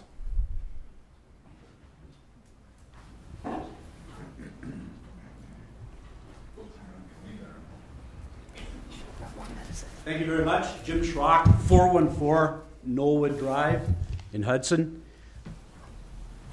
If there wasn't an alternative to putting the school in this location, I wouldn't be standing up to speak, but I'm satisfied that there's alternatives because I want to define in my mind what a school is. It's some walls. The teachers teach kids to think outside those walls. Everything else is icing on the cake beyond the walls. Get the kids thinking outside there, we'll succeed. So, 2 reasons why I believe we should not rezone that property. Number one, there was a referendum, but popular vote isn't necessarily the right thing. And if we look at our history, we can see that popular thought has not been correct. It's been convenient, it's been easy, it's been really hassle-free, but it's not necessarily right. The second reason, I'm captain of our Neighborhood Watch Committee, so I have a very soft spot for the Hudson Police Department. They're under some severe financial constraints right now.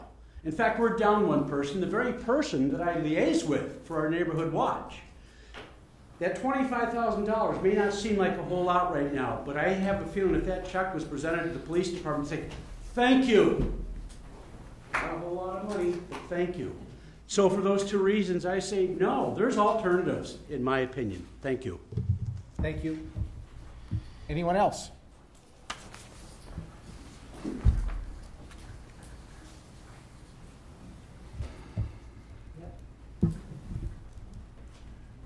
Good evening, Mr. Mayor, Planning Commission members. My name is Lynn Robson, and I'm a school board member. I'm here tonight to ask for your support in the rezoning. From my perspective, there are several considerations. First off is establishing the need, current and future tax revenue considerations, and the connection achieving high achieving schools play in the community's value. From what I have been hearing in the community, most people don't dispute the need for a secondary space solution. Clearly, the need has been demonstrated. The question and the heated debate turns to where that secondary space solution should be located. The dog track, in my opinion, has been a black eye in the community of Hudson for a very long time.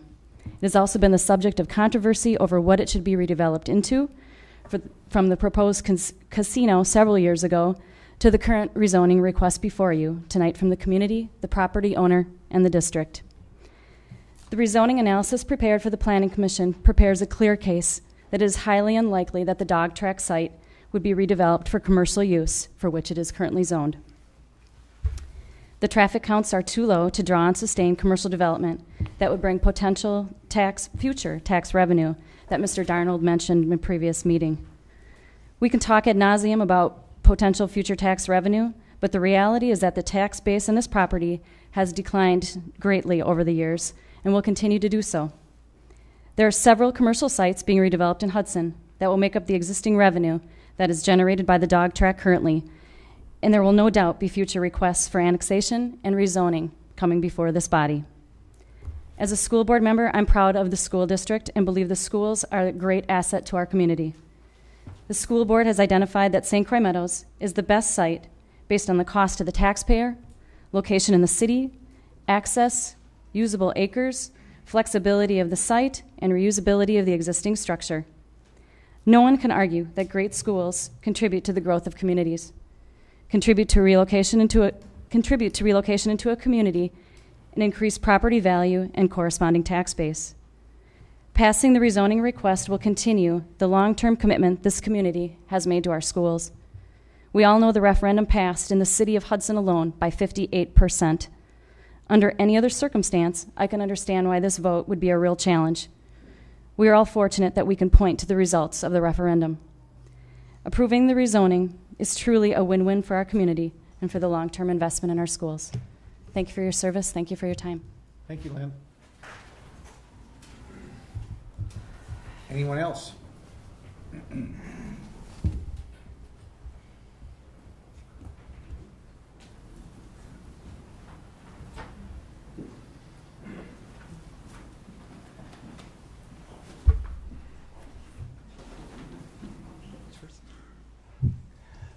Good evening, you all. It's a long walk from the back of the room, sorry. Mark Kaiserschott, Board of Education.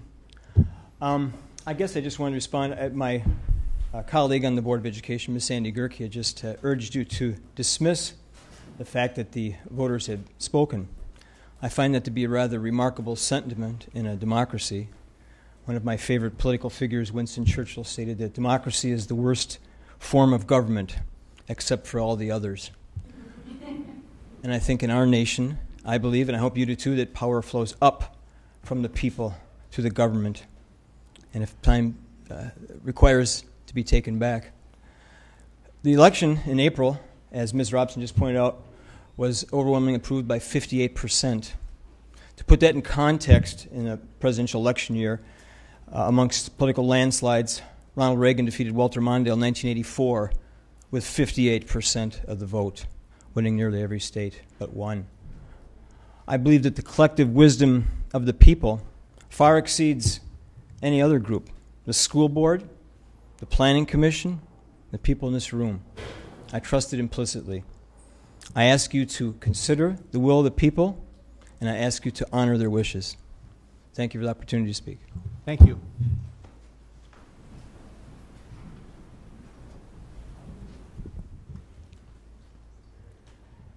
Elizabeth McCormick, 1123 Briarwood Court. Yet the people didn't vote on zoning.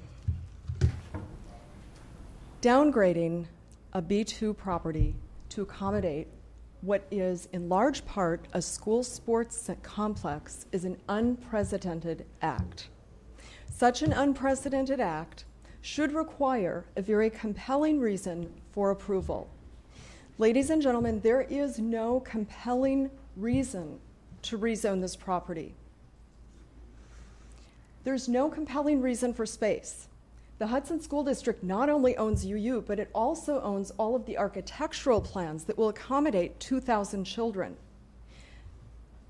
The tapes that I've got and that some board members have seen show the complete exchange, not just the report, but how well vetted that property was at the time. The St. Croix Meadows site, as proposed, only uses about 40 to 50% of the land for a school parking lot and stadium. About half of that land is dedicated to sports facilities. There's no compelling reason to vote for this for planning either. The Center for Educational Facilities Planning International, this is well above Wisconsin School Board Association, asked our EPA in 2003 to do a study on school size. As a result of those studies in 2004, this international school planning organization removed all minimum acreage standards and recommendations. Large campuses, we have found, became popular in the 1960s and were thought to be a problem solver. However, studies are showing us that these large types of campuses have increased violence, are associated with increased suicide rates, increased obesity and other health concerns, a decrease in self-esteem in the students, and a decreased sense of community. The loss of revenue that the city would have as a result of putting this large type of campus on this property would leave us even less prepared to deal with some of those issues. This report that I dropped off to Planning Commission outlines school buildings and community buildings, and this outlines that the current planning trends are to go from larger to smaller type campuses. Hudson School District actually voted on this in the comprehensive plan. It is the only comprehensive plan that they've got on record. They voted in 2002 and have not voted on a comprehensive plan since, and they had extensive discussions about why they weren't going to put up this type of a large campus. I agree with the standing comprehensive plan of the school district. If the International Organization for School Planning wouldn't approve of this plan because it doesn't meet their recommendations, you can confidently and comfortably vote to maintain the zoning as is. You're not preventing the Hudson School District from building a school, merely a sports complex. Elizabeth, how much farther? Yep, I'm done. Thank you.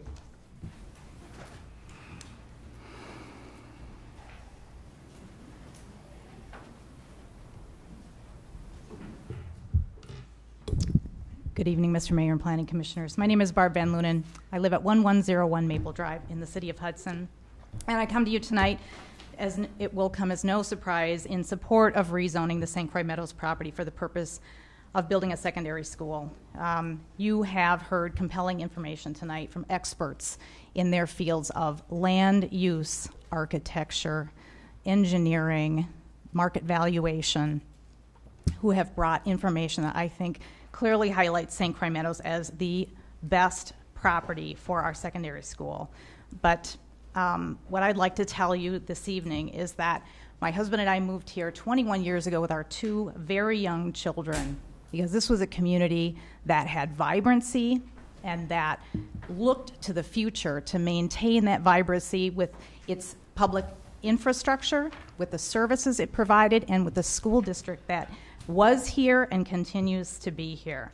We have the beauty of the river, our lakefront park, our incredible arts institution, the Phipps. We have a great school district with a clear focus on the future. That focus is now enumerated in our strategic plan, which we refer to often as HSD 2025. But the world has changed, and so has our kids' educational needs. We need a high school and the property on which to build that. And we need a piece of property that will allow us to grow our needs for decades to come. The current high school, if I'm not mistaken, is nearing a 40-year age span. We want a piece of property that gives us the flexibility to continue to grow as the community grows over time. And concerns about spending money within the district more than is necessary simply are not supported by the evidence that we have about the fiscal responsibility that has been exercised by this administration and the board. These leaders have a long track record of providing not just good value, but perhaps one of the best values in the entire state of Wisconsin. For those who may not know this district has been among the 10 lowest cost operators in terms of expense per student for years. In fact, if you look at our 09-10 school year and compare that to the 11-12 school year, the general fund expenses have risen only 2%. When you compare that number on a per student basis, the increase is less than 0.5%. This group is not a group that will spend more than what is required to provide the very best value high school facility for this community today and for decades to come. If you will rezone the St. Croix Meadows property, please, I urge you to vote to recommend rezoning. Thank you. Thank you, Barb. Yes, sir. I'm Lars Tavla. I live at 1111 Briarwood Court. Moved there so the wife wouldn't have to drag me too far to drop me into a grave.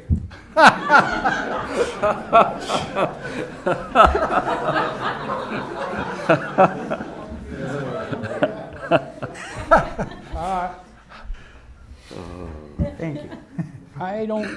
I don't object to building buildings, but what concerns me was the little 2.5 by 2.5 chart we got in the flyer about the need. And it's going down, and eyeballing it, it looked like we'd have to close a couple of elementary schools. Now, I didn't have any numbers, so I couldn't run a trend analysis, and I couldn't put any waves on it to expand it out. But then when I hear that they're saying that housing costs are going to drop 15 to 25% more nationally, that we don't have jobs, we got kids moving back home from college, and that sure doesn't help the production of babies when they're at home. So I'm concerned that we may be jumping the gun, and I know we got a bump coming in as far as the number of kids coming in there. That's going to make things crowded. But is there a way to get past that, since we're not getting new jobs, and I don't know what the number is going to be tomorrow morning as far as the unemployment rate is. But we got some serious problems in this country, and we may be, I think we've already lost some people from the county, and we may be losing some more. And some numbers that I heard that we won't even start to come out of this housing slump till 2020 at the earliest. And it's one of the experts, in fact, a couple of them said that would be the earliest. So jobs, I think, are a critical factor And if we take and lose, what is, I don't know what the number is. I think I heard 95, I heard 45 as far as the taxes that we collect a year on that. I think that's important thing that we don't lose that. And, you know, with incomes going down 4.8% since the recovery was supposed to start, and if it keeps down on that track, people are going to have trouble paying their taxes. We got your 3 minutes, sir. If you got anything else, No, wrap it that'll up. Thank you very much. And I hope your wife doesn't have to bury you soon. Well, I'm counting on outliving her. Okay, good. Is there anyone else?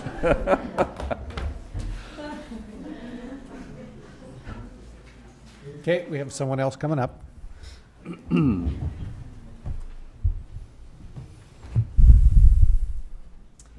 Patricia German, school board member. I live out in the township of Hudson, 473 Green Mill Lane, Hudson.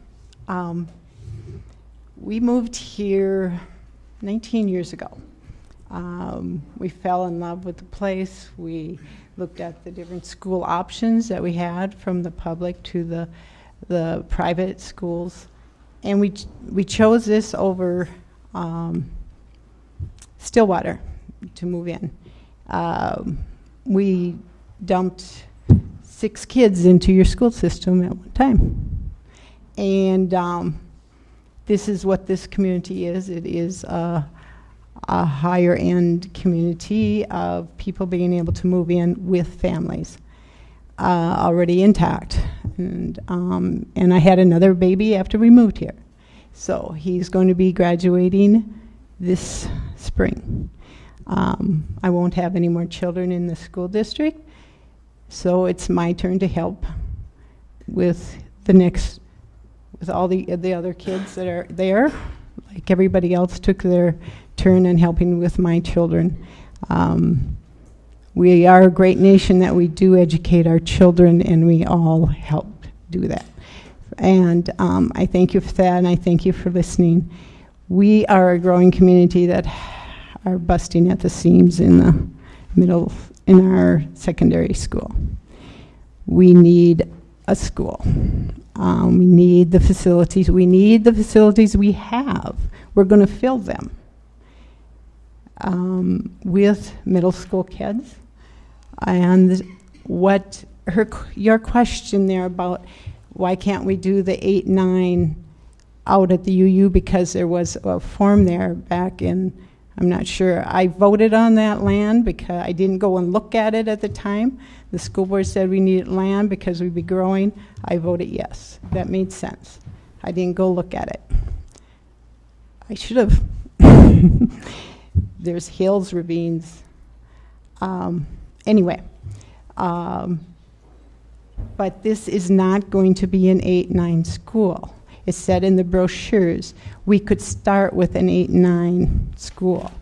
We go and then add on to make it a 3-year high school, and I mean, or keep when we're going to the end result is a 4-year high school that cannot be built on UU. Maybe a 8-9 can, but the result is going to be a 4-year high school. Middle school, we need to use our existing high school that we have right now, will be filled up with just 2 grades right now. We're almost pushing the 900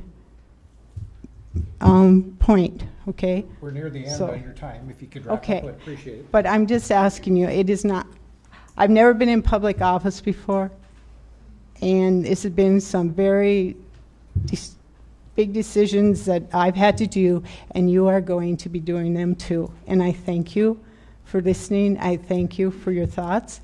I thank you for your understanding, and I thank you for supporting families and business. But business also needs to be able to fail in a community and be able to sell, or else I'm not sure if a community is is there to be able to Pat, you're at 4 draw minutes. others. So, You're at thank 4 you. minutes. Thank you. Thank you. Anyone else?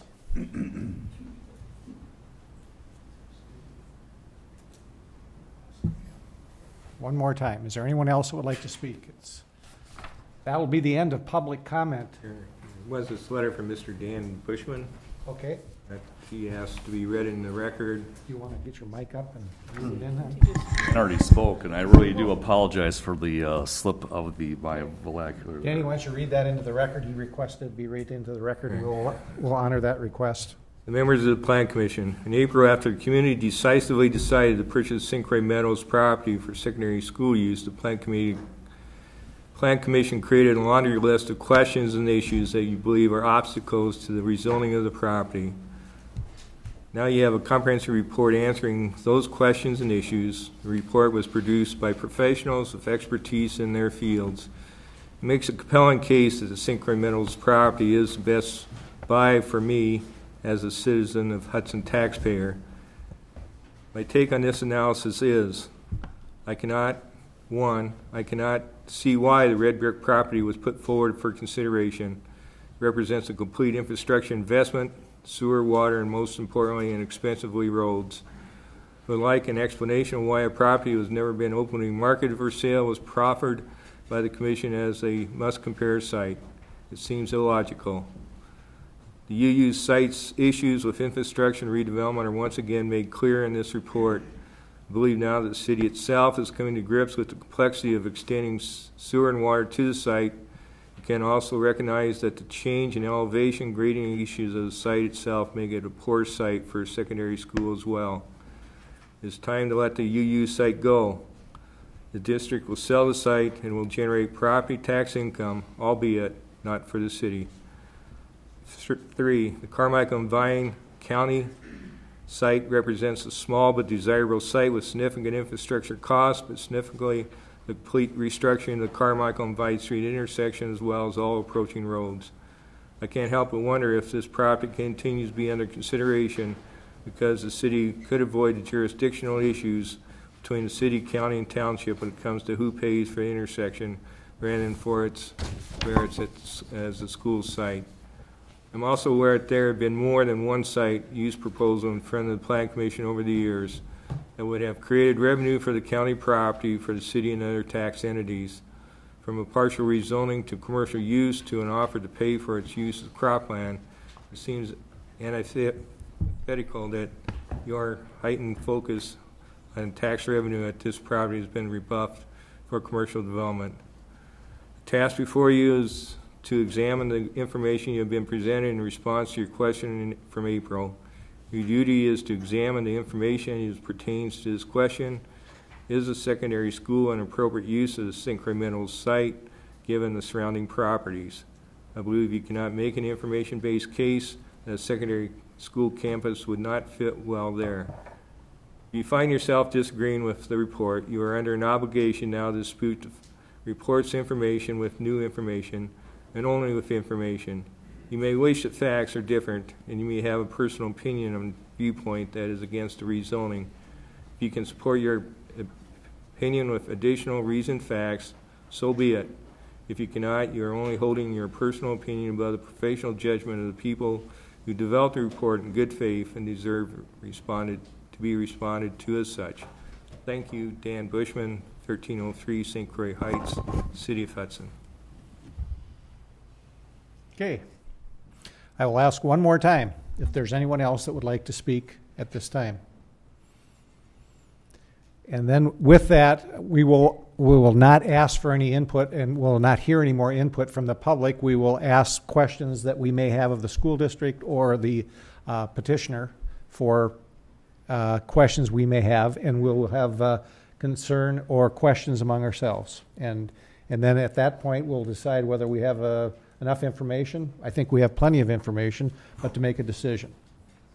So at this point, I will open it up to the Planning Commission to any questions that you may or may not have of our school district or the petitioner. I have one, please, if I may Okay. ask. Who were the realtors that gave the professional opinions on this? You list the authors, but the realtors were never mentioned. Who were they that all these opinions came up? And just out of curiosity, you would think you would tell us that. That's why I have to ask. Mr. Chairman, Commissioners, John Charbel again. It's sorry, John. It's not typical in our industry to disclose the names of people that we interview in market research. Superintendent asked me if we would contact the people that we talked to and see if they were willing to have their names disclosed. We did contact them. I don't know if you noticed or not, but my colleague Jay Dema has a broken arm. He was the one who conducted the interviews, and he was he was the one that they didn't break his arm, but Jay was in the hospital having surgery, so it took us a while to contact all of the people and ask them if they would be willing to just have their names disclosed. Some of them said they would, and some of them said they wouldn't. So that's where we stand. And we haven't been able to talk to all of them. So we don't know. We don't know if they're qualified. We don't know who they are. We don't know if they're... We talked to people who are active in the real estate industry in the city of Hudson. I will tell you that we didn't learn anything that we didn't already know, and it didn't really influence our opinion one way or the other. I guess where I'm asking, and I feel concealment on an issue like this is not what anybody wants. And so everybody put their cards on the table. Here it is, so we know who they are, and we can all say, yep, he knows what he's doing. Yep, he knows what's going on here. And so I'm not trying to tip you over, but that is what's behind my question. Well, we're going to continue to try and talk to those folks, and if the consensus is it's okay to have their names disclosed, we'll certainly do it. Thank you. Can you speak to the memo that was sent by Paul as far as the 10-acre site? Sure. Looks to me like the land there's fairly marketable from based on the cost per square foot and the amount of taxes that would be generated. It goes contrary to what was said in the other part, that is probably a worthless site of property and the only use for that property would be a school. Well, it's assuming that there would be a school built there, which would drive traffic to the area that isn't there now. So it's assuming that 70% of the site would be developed multifamily residential, which would also create a demand for some local services as well. So it's different than the current comprehensive plan guide plan. Some big assumptions. The 10-acre parcel, the 10 acres. So there is another alternative to developing that site other than a school. Would that be a fair statement then? Because you said there's 10 acres here that could be developed into multifamily and commercial at a value that would generate to the city of Hudson $43,630 a year in taxes and $176,000 for taxes just on 10 acres. Maybe, sorry. So am I missing something or? Yeah, I guess I'd like to hear from... I think the question there is looking at those 10 acres.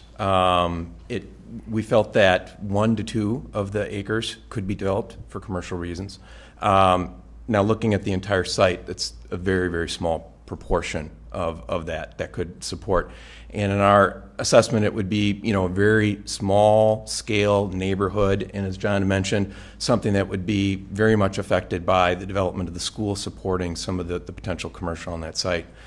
Generally, overall, looking at the entire 130-acre approximate site that's now guided commercial, looking at that 130 acres, the potential to develop all of that commercial is very, very limited. And, but we felt confident in saying a residual 10-acre, and of that, 1 to 2 or 3 acres to be commercial might be reasonable given the development of the school and some adjacent multifamily housing. Thank you.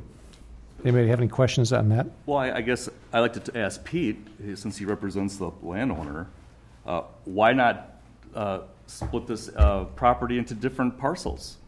Just like Angela, you represent the golf course property, or you're working with them.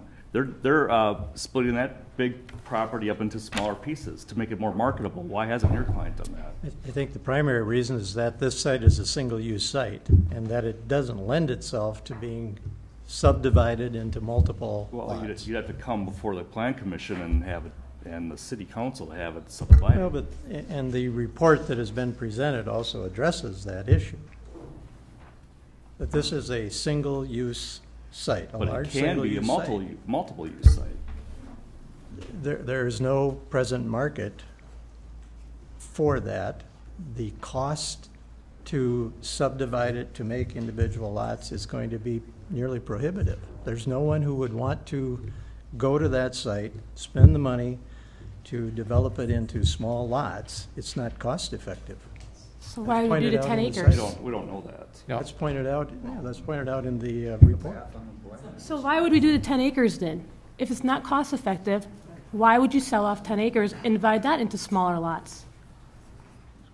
Well, they're assuming that there's a school that's going to be drawing interest to that 10 acres. That was the assumption. It's not to say that that 10 acres is going to be usable for some residential and some commercial unless there's a school that's built there. So the only thing the school will draw. The only thing that'll draw is a school, is what we're being told. Well, what other single-use type of facility would draw to that 10-acre parcel?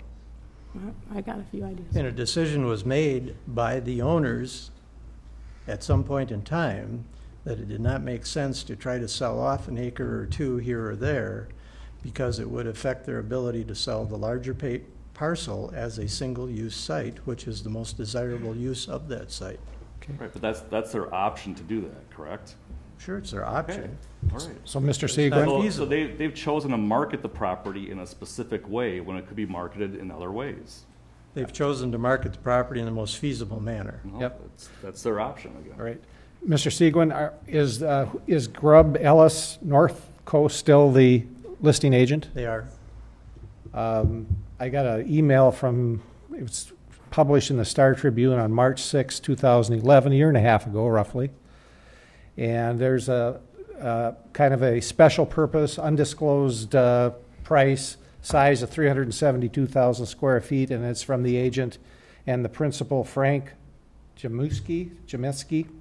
Said he's already fielded some inquiries of would-be buyers, including someone who wanted to tear down the track and totally redevelop the site, and others who reused parts of the existing structure. It's remarkable to walk through the space because it's in great shape. It's been well maintained since its close.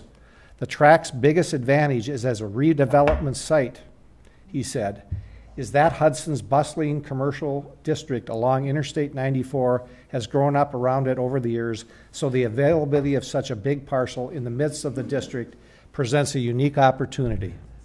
I see it as a master developer type buyer for it, he says, noting that all within the city limits has utilities that are extended to the site. It is an interesting building, and imagination kind runs wild with what could be done there.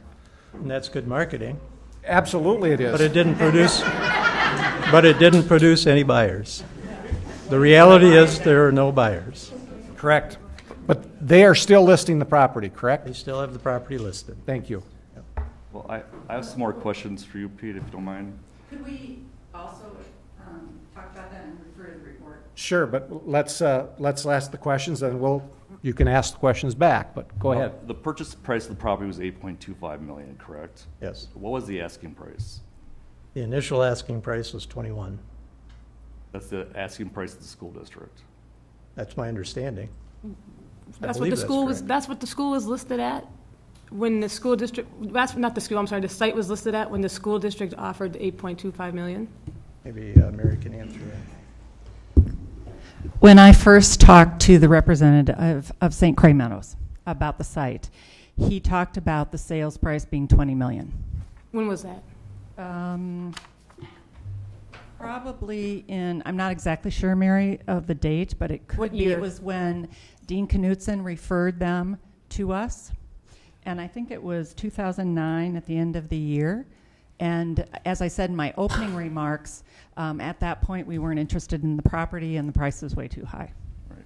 Tim, you negotiated this deal. What was the asking price when you met with them last fall or summer, whatever it was? Well, I can say it was.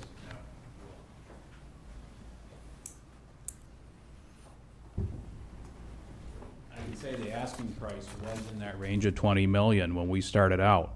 And again, as Mary said, that was just, we felt that was far too high. And so over time, we walked away, and there was a period of time that we hadn't talked to them. And over time, we started talking about lower prices, and we started to use some arguments about marketability of their property, et cetera. And so that's, the price, we continued to work the price down, Paul. I mean, that was a dynamic process, and we continued to negotiate that price. So the sale price of $12 million by Showcase.com is incorrect? The listing price? No, I wouldn't say that's incorrect. So, if I could address that, that's the current listed price for this property. current listed price, correct? That's what I was asking, what the listing price was for this property. Well, that's the asking price that Northco is asking for this property. That's what it's listed for at this point. Okay. So it's assessed at $5.6 million. The purchase price is $8.25 million, and the asking price is $12 million. There's a clause in your purchase agreement that says, paragraph 12B, that states the seller has agreed to a reduced cash purchase price, allowing the seller to transfer this premises under bargain sale conditions to include a partial gift to the buyer up to the full appraised value of the premises for exclusively public purposes. The buyer agrees to reasonably cooperate with the seller's efforts to obtain favorable tax increment based on the sale. So basically what that is saying is that the property owner gets to write off the whole purchase or the purchase price of the property. Is that correct? Because the appraisal came in at $16.8 million. The sale price was $8.25 million. Is that correct? They would have an option following IRS code to take a deduction if they could show the appraisal or the value of the building is less than what they got for it. Right, so they basically just wash the sale away, correct? What do you mean by wash the sale away? I don't know what that means. It's $8.25 million. They get to write off $8.5 million, $5 million, whatever it is. I can't comment on what they're going to write off. That's up to them, no, and for them to support that under IRS code. But yeah, I just find that interesting. That's all. Well, I don't think you're gonna find it interesting. I don't think it's certainly not an uncommon thing when if a public entity is buying a building. That does happen. Those are clauses. They're not unusual. Mm-hmm. It did. Yeah, actually, we had a clause in there for the Administrative Service Center. We had the same type of clause. We don't know what the owners did with that, but that's their responsibility to provide that information, to have the documentation. I understand that. Any other questions, Paul? Well, just one comment that Pete made was, when he was talking. He said it flies in the face of the public interest to not rezone due to the referendum in April. But what about the referendum we had several years ago where the people spoke and said we want to buy the UU property for secondary school? Does that fly in the face of the interest too, that we're not potentially building on that property? Well, I'm asking Pete. I'm sorry. Oh, you're asking Pete? Okay. Tim said good. I'm glad. Well, Paul, I think the answer to that is we're not comparing apples and apples. Those are two separate referendums. The public considered those at two separate times. Mm-hmm. We're looking at what the public considered most recently for this specific property, which they voted heavily in favor of purchasing specifically for the site of a secondary school. I agree with that. We've also already done that. So I don't think it flies in the face of public interest when the public has already spoken and purchased property for a secondary school. I mean, I agree with, I think the first person who spoke, Stephanie, I think her name was, that, yeah, this is about the kids, and it is about space, and it is about, I forget where I had her comments, but we've already purchased property that's viable. We've already invested $2 million into a piece of property that is viable, and this isn't about, like somebody said earlier, building a school. It's about where to build a school, and you're asking us to rezone this piece of property, which would cause a financial hardship amongst the city of Hudson, when we already have a piece of property that is viable. And I just want to, I know I'm rambling here, but I just had so many questions in my head because we have this long presentation.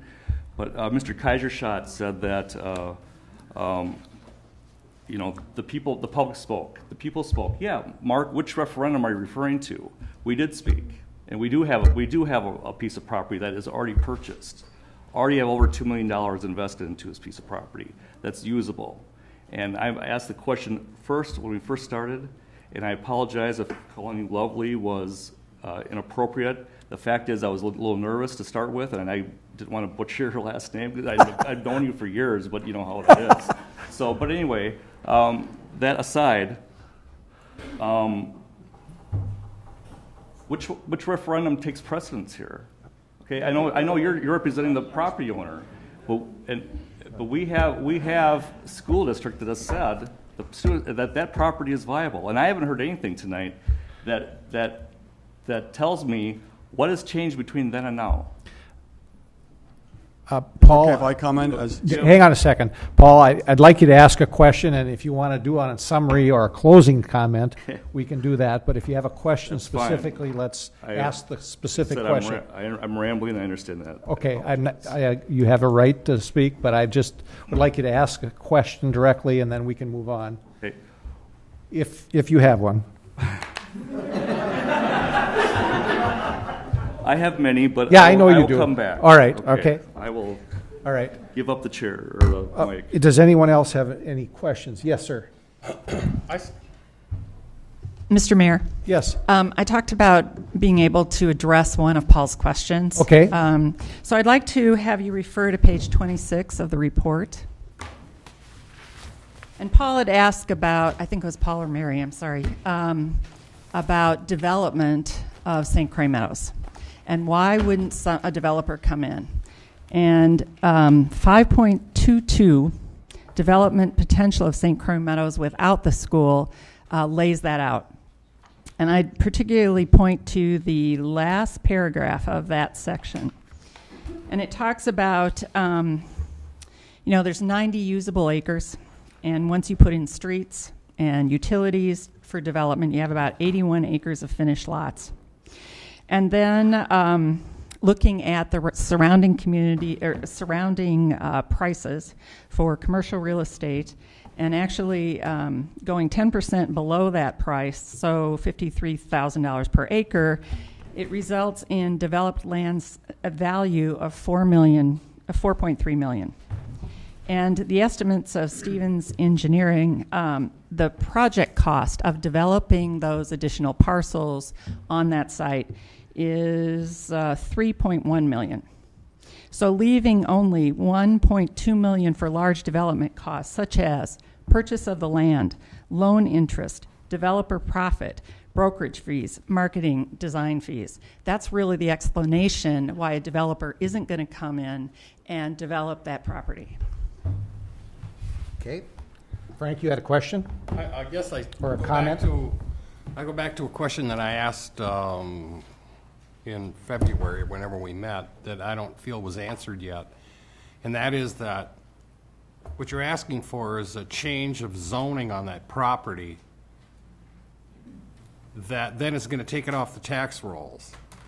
And if you couldn't get a referendum passed for $25 million on the property on UU, what are the chances and when would we get a referendum passed to build on this property on the dog track?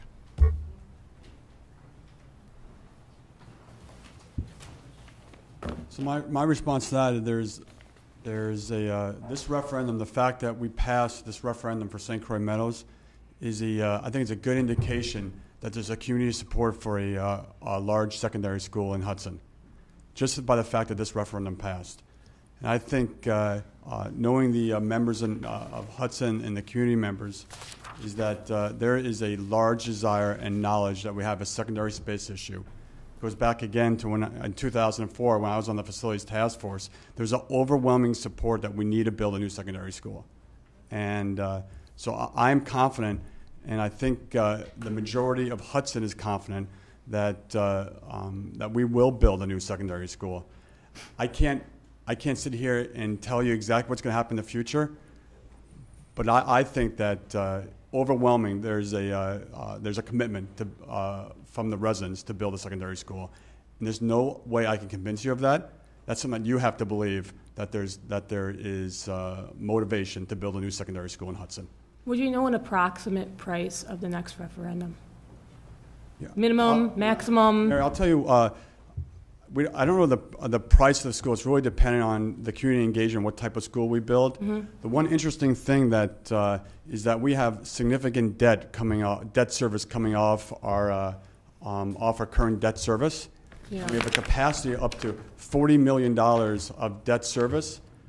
So we could do a $40 million expenditure without raising the taxes, based off of the debt service coming off the tax rolls. Yeah, I was studying that chart. It's actually interesting that you said that because, and please correct me if I'm wrong, that $40 million would start to come off 2016 and 17 and pretty much be done, according to this chart, by 2018, correct? The arrow deal, 2018? You may need to respond to this. You don't have that just off the top of your head? Right. Is that correct?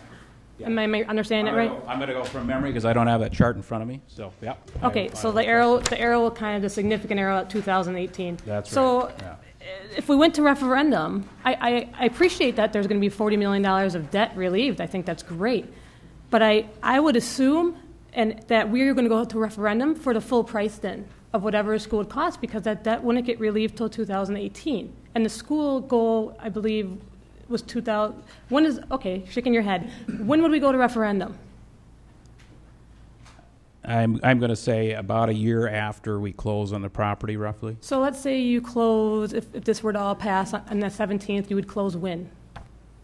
If this all passes, we'd hope to close by the end of this year, this calendar year. Okay, so you'd go to referendum December of 2014? December of 13, 14. So somewhere there. This is where I'm confused, and this is where I'm concerned, because if the debt's not relieved until 2018, I don't understand how we'd go to referendum with anything but the full purchase amount, and then the debt will get relieved. So let's say it's $40 million the referendum. Okay, let's say the referendum's $40 million because the debt $40 million will be relieved. Let's go that route. Okay, so let's say the high school would be an $80 million high school, but $40 million is being relieved, and that would include updates to the other schools. We'll go with that. I have to know as a city council member, I have to know as someone who's supposed to make a decision on this that referendum will pass. I have to assume it would pass. Like Brian's saying, you would think because the first referendum passed that it would pass, and I think that's great optimism. And I mean, I voted for Rivercrest. But if it doesn't pass and we rezone this, then we just had a property on the tax rolls that's no longer on the tax rolls because now it's public land. So one's in the town, now one's in the city. That's two properties that are off the tax rolls. And two properties that we paid taxes on that we're not utilizing. And while I appreciate the need for a school, I mean, my kids are young. I understand they have crowded classrooms. While I appreciate the need for a school, I am concerned that a referendum of that amount won't pass. I was looking at the past referendums since 1990. No referendum over $15 million has passed in the city, according to the records I have. That was Rivercrest. It makes me a bit nervous to think that a $40 million referendum will automatically pass. So there's no guarantee. I think that's a fair thing to say. There's no guarantee that a referendum will pass. But if we rezone this and the referendum fails, there is a guarantee that we lose a tax roll. And if we're going to equate it to UU with the referendum of UU passing at whatever it was at, 1 to 2, the school at $25 million failed 1 to 3. Okay. 72%, that referendum went down by 72% of the vote. So Mayor, I appreciate your comments. Is there a particular question you'd like me to? Yeah, my question is, how can you expect me to, as a plan commission member, as a city council member, to feel confident rezoning a land before I know a referendum will pass? If you were sitting in my seat and you didn't know a referendum was going to pass. So my answer to that question is that you talked about a more than a $15 million referendum not being approved. By the voters approving this overwhelmingly, they knew that we're building a secondary school, and that's going to come with a price. Yeah. And so I would say that there's a very high confidence, because we're going to work very hard with community engagement to make sure the type of school we build is a school that the community can support. So I think there's no doubt in my mind, and no doubt in a lot of people's minds, that we're going to get a secondary school passed. As far as the debt service, you have to look at debt service over the term of that bond. Mm-hmm. So when you're looking at $40 million of debt service, it's not over 3 years, it's over the next 20 years. So that's how you should look at additional debt service window opening up. And we can kind of run through that in detail if you would like. Well, I was just referring off the graph that Mr. Erickson agreed with me on, that 2018 was, I wasn't making it up. I mean, that's what we got in the mail.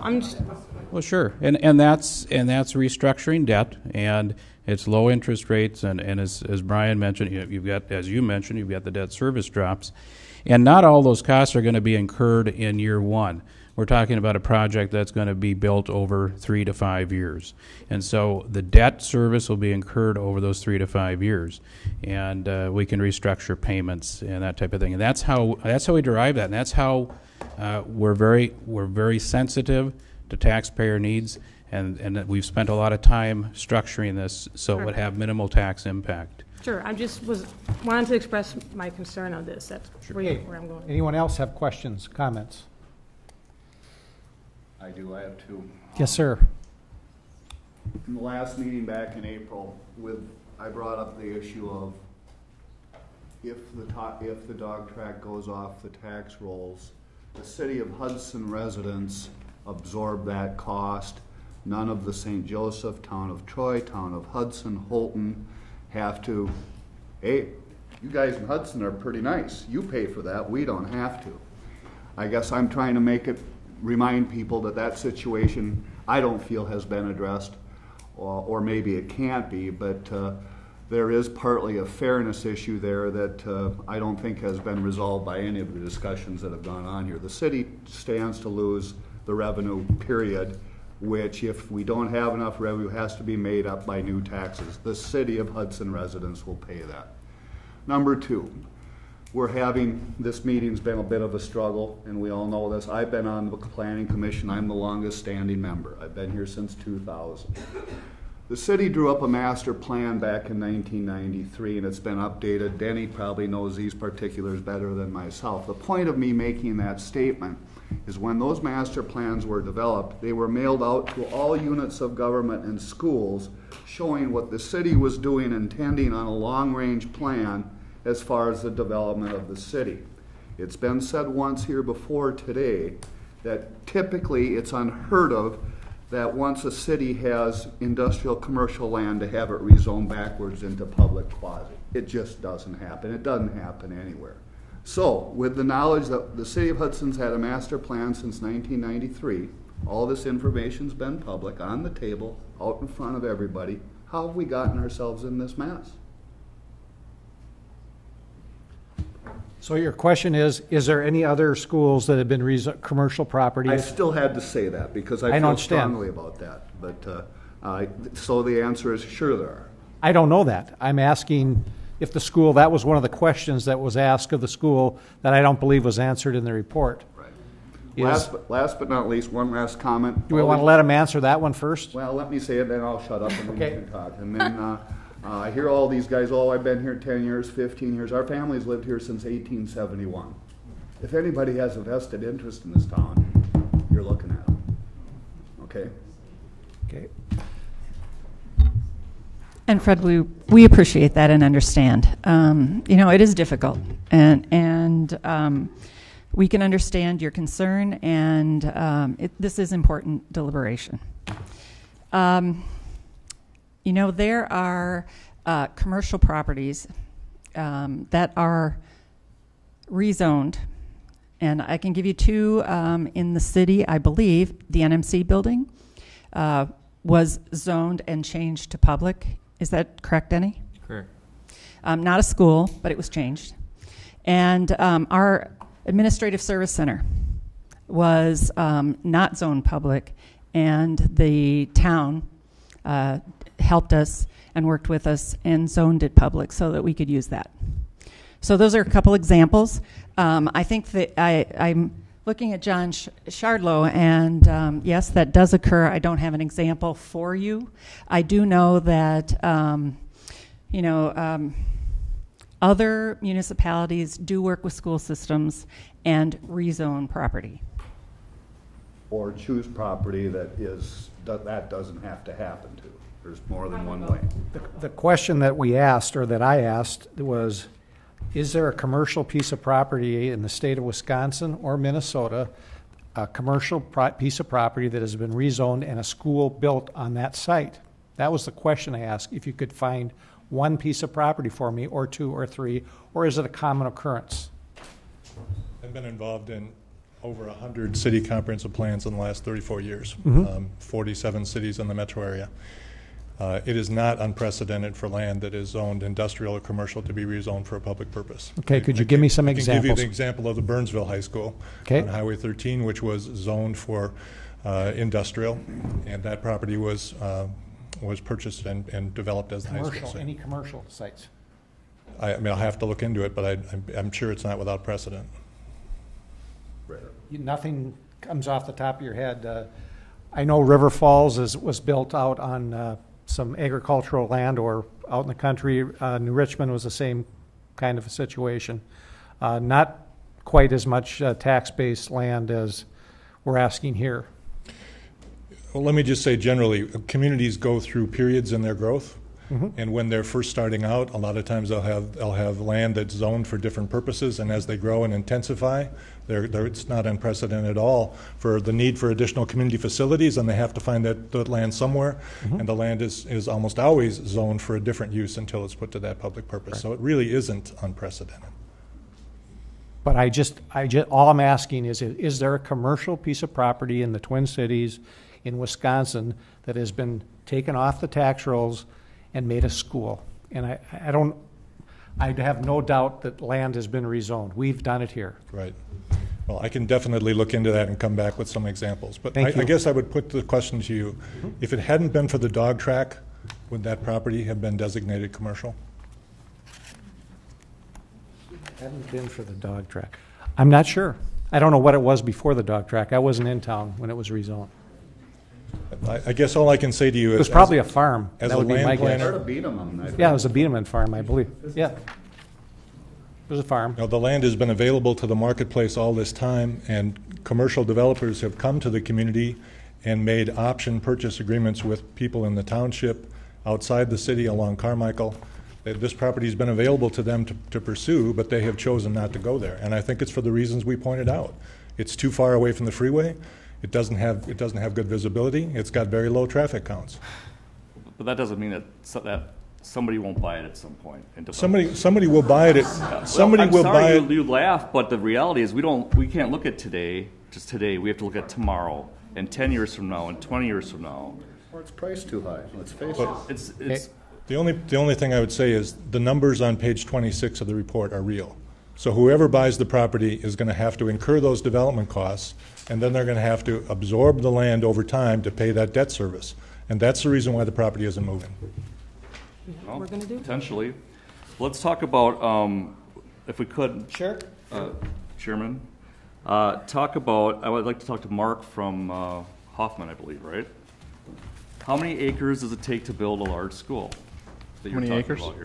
Our experience lately, in recent experience, has been very consistent with what you see. That layout that we did is very typical for a high school. So you did this layout here? Yes. Okay. So because I scaled this off as best I could, and it appears that the actual school and parking lot area, and I'm going off the 4-year site concept because I think that was the largest building, is roughly about 30 acres. If we want to toss in a multi-purpose stadium, football, soccer, etc., track, in another field, you're looking at maybe another 10 acres. So according to your plan here, you've got about 40 acres for a school, and a couple of athletic fields. And the rest of this is all, as other people pointed out, is for a bunch of other athletic fields, which is fine. There's nothing wrong with that. But we're talking about what we're talking about space needs for the kids. So can this building here fit on the UU site? I can't say that it wouldn't fit on the UU site. What I can say is that it wouldn't. The design would be compromised from the start because you'd have to deal with the elevation changes on the property. So the site would probably dictate the design rather than maybe the best design for education. It may be a function of what the site would accommodate. Also, the acreage issue, I guess. If St. Croix Meadows can accommodate the best solution and design flexibility and a long-term solution, why wouldn't you want the best solution and not compromise from the start? Well, we don't know that. We also talk about the community. If UU had been a really good site, we wouldn't even be having this discussion. But we are because it's not a good site. No, that's not true. We are because the referendum failed. The referendum failed doesn't mean the property is bad for a site.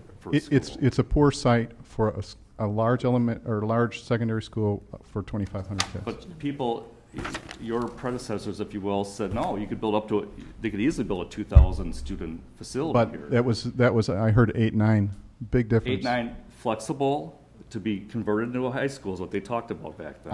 I guess we have two board members here tonight that could verify that, and it's also on these tapes. Yeah. I can't respond to what the person. Well, my point is that you can build a school that'll take care of our space needs on the UU site. And we have a community that's invested over $2 million in that property. The school district's asking us to invest another $8.25 million. And more importantly, to where we're sitting here tonight, you're asking us to rezone property that's a huge tax revenue source for us, for the school district now and into the future. So is the question, why aren't we building a school on UU? Yeah. So if we could build a school on UU that would satisfy our long-term space needs, we wouldn't be here today. That was exactly what our charter was on the current school board, is where can we build a facility that's going to meet our long-term needs and we don't have to go through this process again for the next 50 years. And the UU site was not compatible for a large secondary school. And also, I know that we've already invested in that property, but we showed you tonight that it actually would cost the taxpayers more to build on UU than it would on St. Croix Meadows. I disagree with your chart. Because is there a specific number you disagree with? There are many, yes. I have it here. You include the sale of 10 acres, which you're saying may or may not happen. You don't include the loss of tax revenue in those figures. You also, to me, I really question the value of existing buildings, where you go in and have to take out all the mold and everything else and whatever. I don't think it's right to factor in value of existing buildings or into the cost of this, because again, we've already invested into the other property, and you're looking at $3 million to bring that UU property up to speed with sewer and water, road improvements, with the site preparation.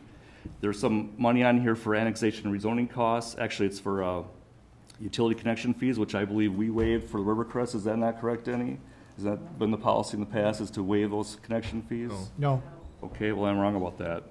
But regardless, you're looking at $3 million versus $8.25 million. That's what I'm looking at from a personal standpoint, but from a planning commission standpoint, I'm looking at the loss of that tax revenue and how that's going to impact the city of Hudson. We have a library that's a mess right now, as you all, I'm sure, have read the newspapers and have maybe seen the meetings. Somebody mentioned the police issues. Look at our roads. For goodness sake, I'm chair of the park board. we considered selling Riverfront Park property to help alleviate some of some issues. I mean, what's more important? Parks, libraries, schools? They're all very important. They're all very important. We're not talking about that schools aren't important in our community, but we're talking about is where to build it. And why can't we have a win-win situation here where we have a piece of property that we own and can build on versus having to greatly affect the citizens of Hudson? So my response is still, I'd like to go through these specific facts, is our submission tonight with lots of experts that are trying to make conservative estimates is that it is cheaper to build on St. Croix Meadows, that the price per acre is cheaper. And if you say it's not cheaper because we don't believe, we discount the value of the infrastructure and the building, that I don't understand why you don't have a value to that, or you're saying that the experts are wrong. Could I answer that, Brian? Right. You do that in your purchase price. The infrastructure, you're not comparing apples and apples. You need to put that back in because you're paying for that in your purchase price. So that's where I have a real problem with the analysis. You shouldn't subtract out infrastructure. There's no problem adding in the other one that Angela did. That makes sense to me. But to subtract it out when you're paying for it in the infrastructure is just lowering your price below what it should be. Your cost per acre is, in my mind, underestimated by the amount of money that you're taking the infrastructure out. But if you look at it opposite, we could have, instead of subtracting it out, we could have added it to each one of the other three sites. You did. No, we did not add in parking lot cost. We did not add in building cost of what is existing and what you can reuse. And so that's where we felt we could do an addition on all three of those if we brought. We were trying to, excuse me, I'll let you finish. No, go ahead. No, I thought we were trying to get the cost per acre of that land. Has nothing to do with the other, it says here, acreage cost per acre. That's what I tried to get to. And when I did the analysis, it comes out about the same. I got the UU site at about 66,000, the St. Croix Meadow site at about 65,000, based on trying to be reasonable. The other side of the coin was we have the most recent sale of commercial property in the state of Wisconsin, in the city of Hudson, the UU property, or the U-line property. Wouldn't you think that would be a good comparison to use? I mean, I just think it's a mile down the road. It's about the same size as the other property, and you didn't use those kinds of numbers for the purchase price. I mean, usually I think when you do appraisal or valuation of land, you look at comparables. At least I do.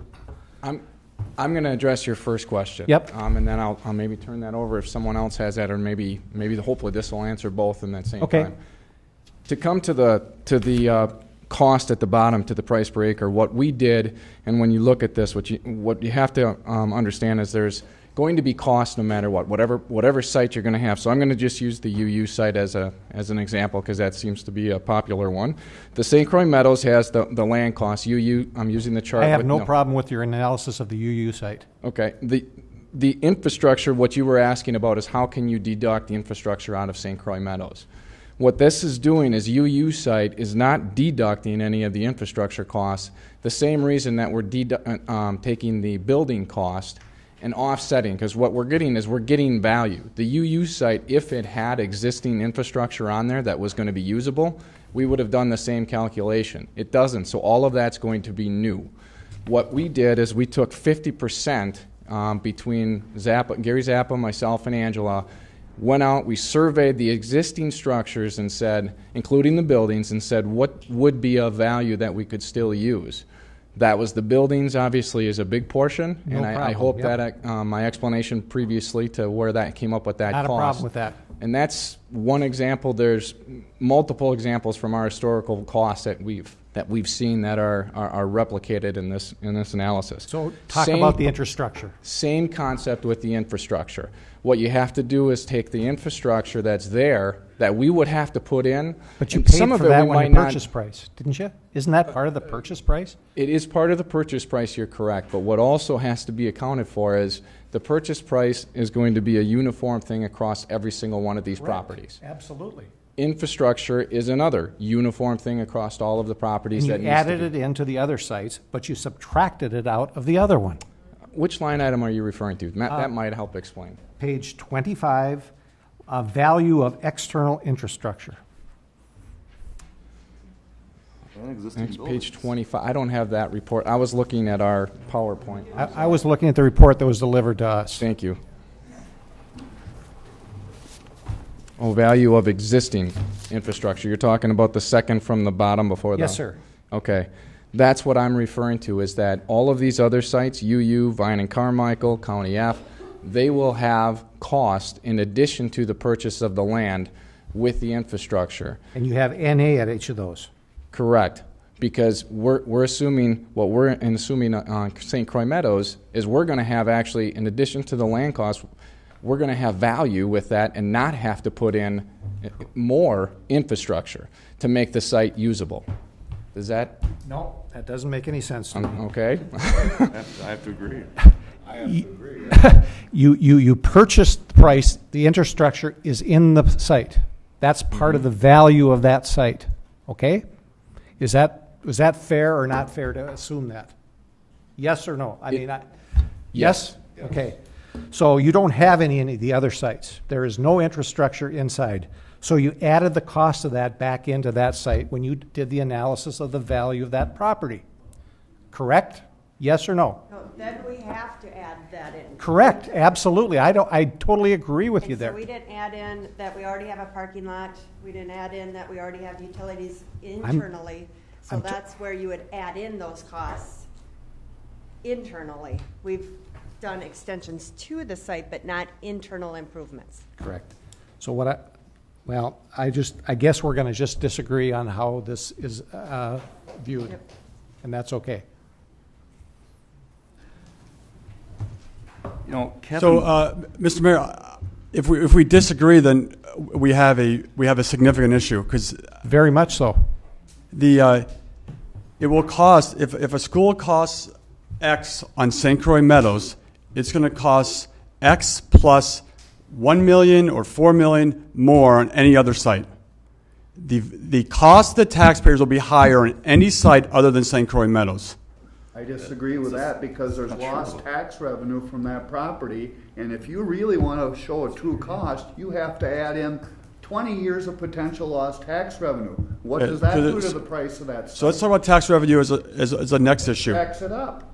But we're not talking about, Mr. Mayor wasn't talking about the tax revenue. He was saying that there's no value in that infrastructure. I did not say there was no value in the infrastructure, please. I said there is, and you're paying for it in the value of the purchase price, okay? I believe there is value. It is worth a lot of money, but you can't take it off one and then add it on the other one. So Are we in agreement that a school and the three other sites would cost more? I have no idea what you're proposing or the cost per square foot. The issue that you came to is you're trying to say that basically buying St. Croix Meadows is free. Right here, you've got a negative number. It really saves us $1 million by buying that property. I can't buy that. I'm sorry. Mm-hmm. So what particular assessment do you not agree with? I don't agree that you can subtract it out because you're paying for it, and then you add it into the other side. Just be consistent. Look at it both ways. But if I have a site with sewer and water already in there running to a building, and I don't have to build a sewer and water system to that building, isn't that saving the taxpayers money? yeah, but you got to pay $0.25 million for the property. Correct. That's what I'm trying to say. You're paying for it already. You don't subtract it out. Good Lord. I think we beat it to death. Could we try one more time? Because it is such an important point, and I know it's something that you do want to understand. Now, Mary, I take offense to that. that I need to understand it? No, I think. No, I'm not saying that how we're calculating it and why. That's what I'm talking about. I'm not trying to offend you in any way, so I'm sorry if that's how it came across. Well, I need to understand it, huh? Okay, go ahead. I'd like to introduce you to Jay Squires, who is our attorney who would like to try one more time, and if we can't do it then, we'll drop it. Mr. Mayor and members of the commission, my firm worked on the purchase agreement, so that purchase price was derived by negotiations with us. And I'm going to take a crack at it and see if we can all develop a mutual understanding. Think of it in this term. The school district has an agreement with St. Croix Meadows to buy, let's call it property in a generic sense, for $8.5 million. For St. Croix Meadows, the property involves land and it involves existing improvements. The value of the existing improvements has to be taken out of the cost of the property to be able to isolate the value of the land. Do you follow me so far?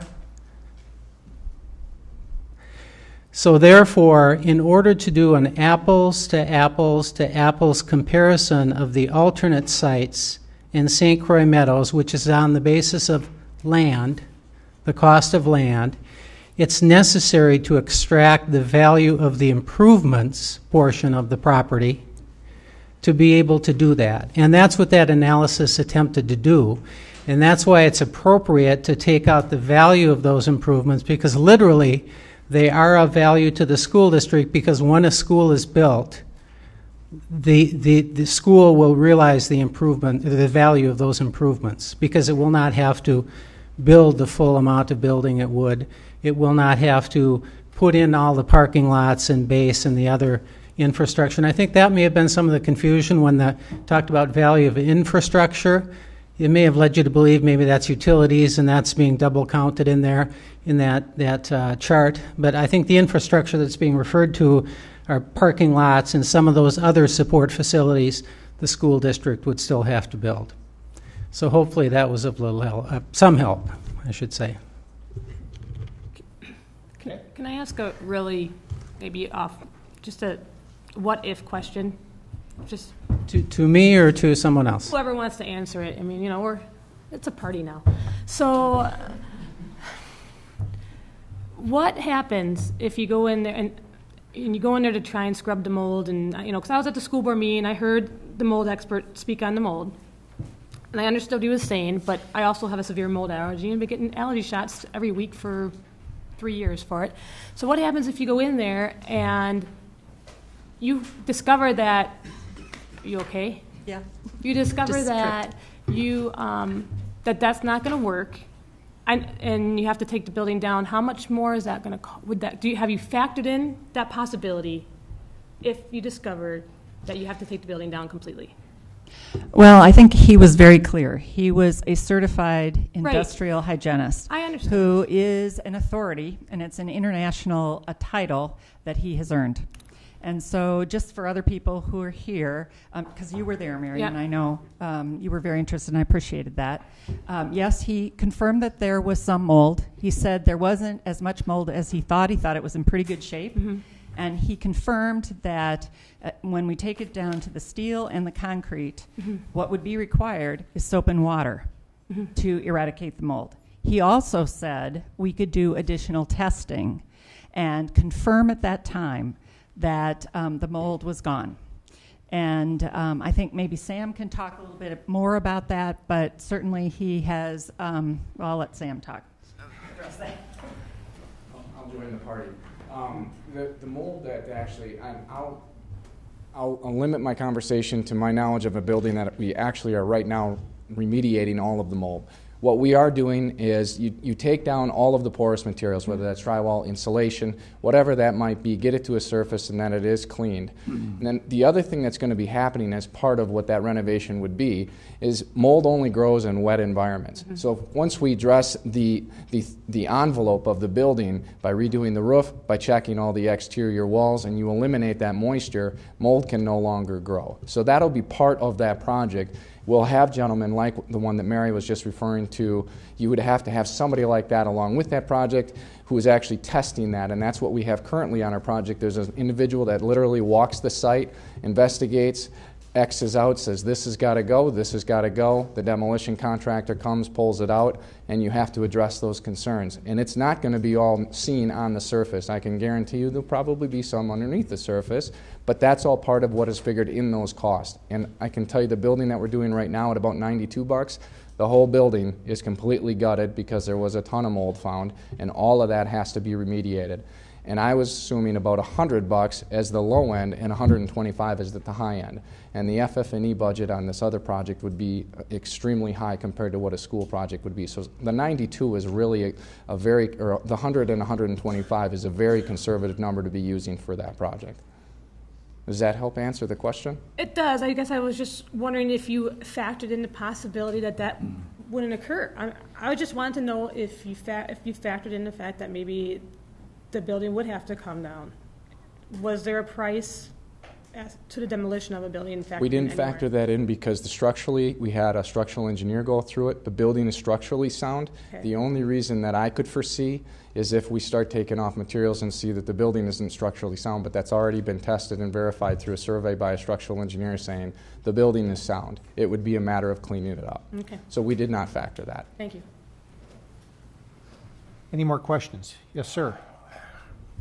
You know, obviously what we're looking at here were the options to St. Croix Meadows, and they were the ones that we talked about originally. But one other item was brought up way back when we had that conversation, and I think, Fred, you may have brought it up.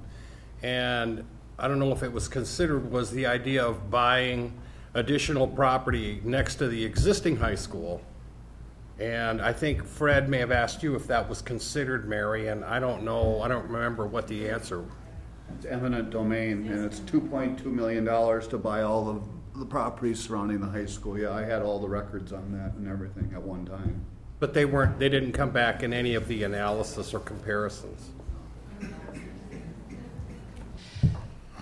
You know, the surrounding homes, certainly we respect and honor those people who have been around the high school.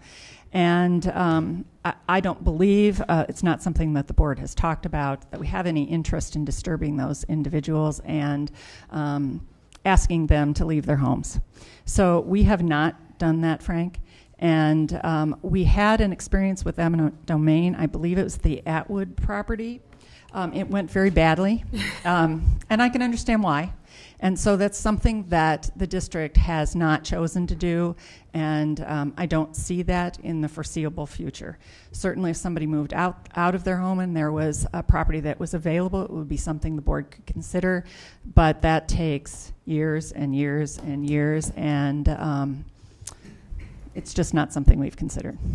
I look at that as a pure business decision. If somebody came up to me and said, hey, I'll buy your house for X amount, yeah, they're good people and all that, but take her away. She's yours. Oh, I don't agree with that. Okay. Could we Any other switch questions? gears Yep. a little bit? I want to bring up an issue. I think, Kevin, you brought this up. One of our previous meetings, it was we have 70% of our high school population north of I-94. And I fail to see how there's no problems busing 70% of the students through the Carmichael I-94 interchange, where a majority of those would be going through. Versus, if you want to keep comparing these other sites versus UU or even Vine and Carmichael at the government center site, yeah, that interchange would have to be redone, but that's where all the students are going now anyway. So I don't see how there's additional congestion in that area. In fact, I think if we redid things, it would be probably a lot easier throughout there. But to say that there's no problems with busing that many students down that corridor, which is a concern of ours, I have a hard time, well, one of the rationalizing that. Paul, and I can understand that concern. I think that Tom Stiles is going to speak to that. There's maps that have been provided for you in the report. But one thing that you have to consider is, yes, there are more students north, but there are students south who are going north now, and they won't be. So that reduces traffic across the interstate in whichever way we go across it. And that has to be factored in as well. So just a caution there. Now, Tom will talk about the routes and how that would work. Well, right, but you're, in theory, busing 2 times as many students in the other direction. So you would be putting a heck of a lot more pressure on that interchange area.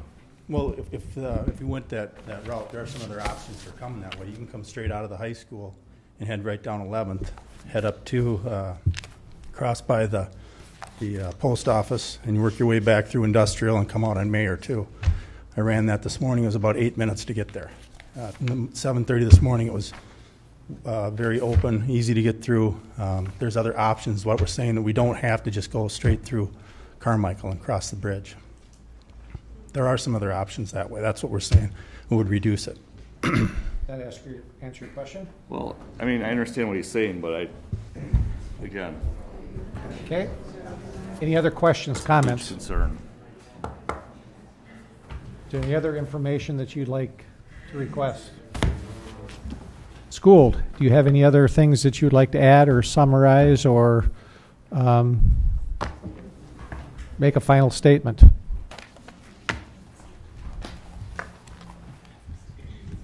I'm not sure really of a final statement in the sense, but just to reiterate just a few points is the question was asking about transportation, how we're going to move those students.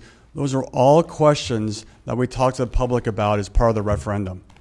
And the public asked us the same questions. We talked about the congestion on Vine Street, and we laid it all out for the people that approved this referendum. And so those have already been already had public comment. The public has voted, and they said, we understand all that, but this is the right site for our school district. So I have no other comments right now. We appreciate the conversation, and we're hoping that you move forward in a positive manner for us. Thank you. Planning Commission members. Any comments?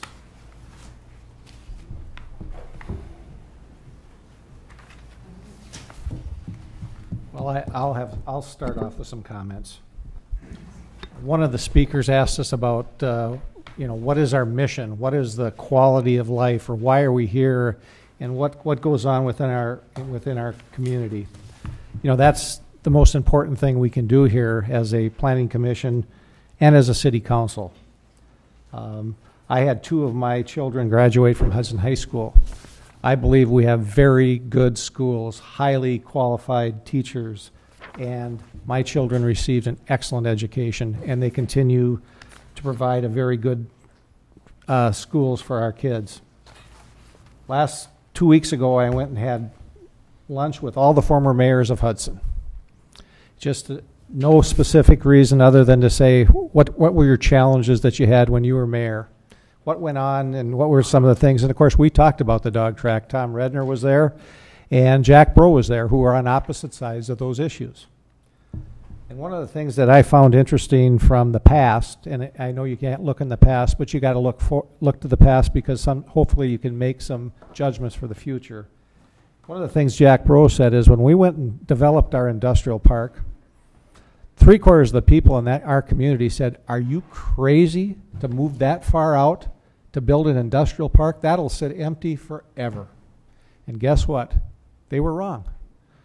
That industrial park is a shining star for our community, and I'm proud that our city council and planning commission went and built that industrial park. John Schomer said when he was mayor, they bought where our ball fields are, softball fields. And the answer to them was, that's got to be crazy to build a ball field out there. No one will ever go out there. That's in the middle of the country.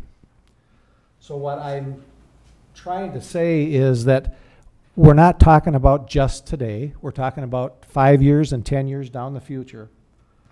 Our responsibility as the planning and as city council is we're responsible for our roads, the safety of our citizens, our police, our fire, and our parks. All that takes money. And I hate to always boil down to money, but it does boil down to money in a lot of cases. And we're being asked to rezone a piece of property, and everybody says it's only $23,000. What's the matter with you folks? It's not just $23,000 in my mind. I think if you were to take a look at what Denny Darnold did, who I have the utmost respect, and his information that he provided, we could lose between $500,000 and $1.2 million in tax revenue by rezoning this property over the time. And that's every year, year in and year out. Forever. And in my opinion, that's a pretty big price tag. That's a big price tag for our citizens to have to absorb. And it isn't just the city of Hudson. Of that $1.2 million, the school district gets about half of that. That's $600,000. How many teachers would that hire? So I'm going to vote against the rezoning of the property based on those kinds of information. I believe that I've been involved with the Industrial Development Commission here in town since I came to town in 1988. And one of the things that I always hear from companies when we talk to them about coming in, and I was a banker also, is we want to have shovel-ready projects. We've got to be able to get in there right away and make it happen. And I believe the dog track has the sewer and water right to that point. And I'll ask one last comment, and then I'll be quiet.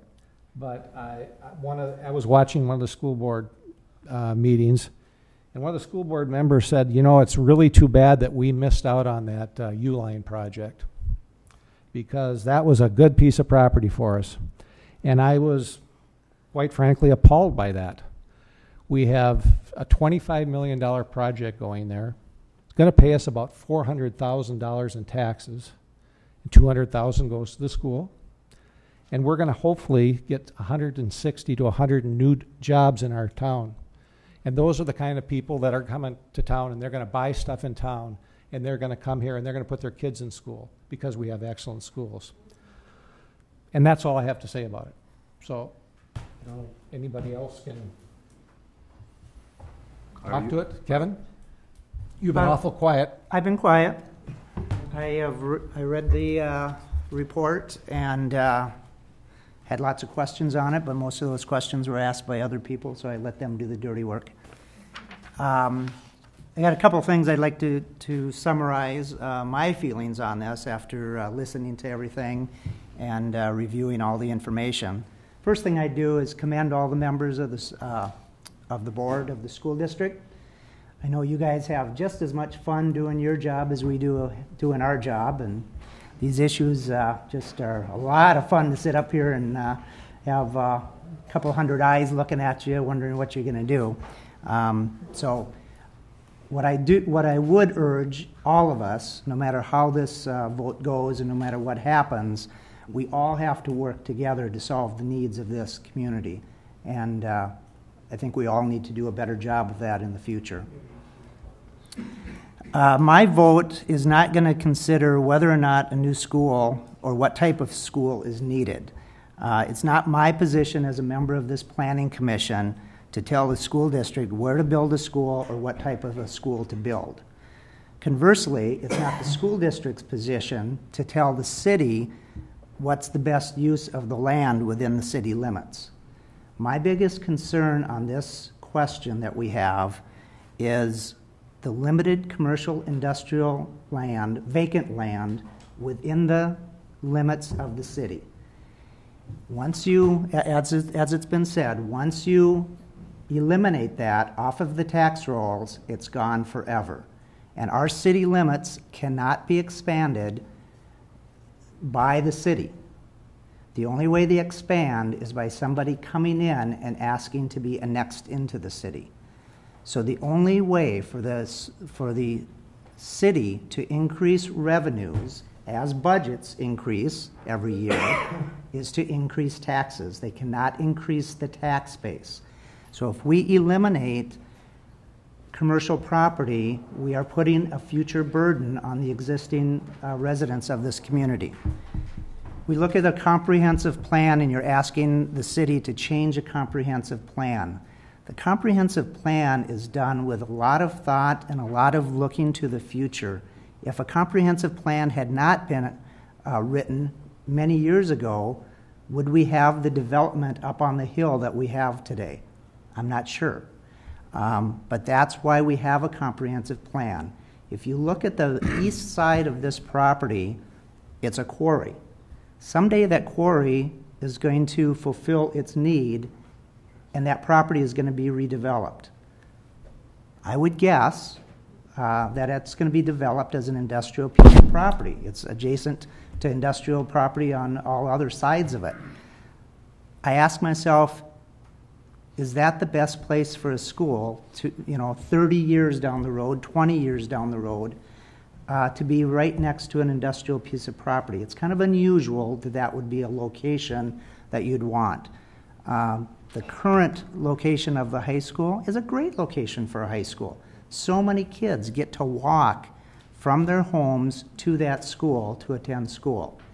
There are very few people that will be able to walk to the school at the St. Croix Meadows facility. There are some residents across the road, but I drive that neighborhood, and that's more of an elderly neighborhood than a young family neighborhood. So I ask myself, is this the best location considering what the school district is asking us to do?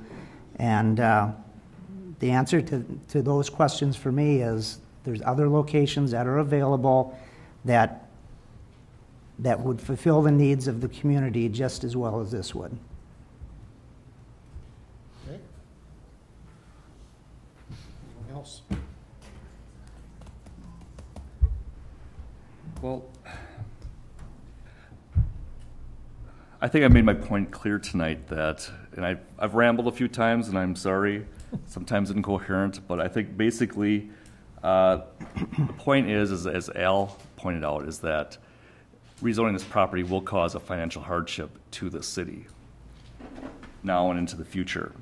And we have a viable piece of property. Like I said, my first comments were that I believe that we do have secondary school space needs that need to be addressed. And I have not seen anything here tonight that shows me or tells me that the UU site that we already own and have purchased, that we cannot build a school there that will take care of the needs that we have. And I strongly urge the school district or the board to focus on that property and make it the school that you want, that you think we need for our future, for our kids, because it is about the kids. And again, tonight isn't about building a school, it's about where to build a school. And to build it at St. Croix Meadows would be financially irresponsible for the city to approve this rezoning. Anyone else? Any comments? Is it my turn? Sure. I concur with what you've all said. I definitely couldn't have said it better myself. I have 3 small kids, as everyone knows. I've made that very well known, and I see my kid's principal in the audience, and I know that she struggles with the overcrowdedness of EP Rock, and I see it every day, and I know the schools are overcrowded. I believe we need some sort of secondary school, but that's my mom family hat. Then I have to play the role of the city council, and I sit on this commission as a city council member, not as mom family hat. And not only do I sit on the city council, I'm also the chair of public safety.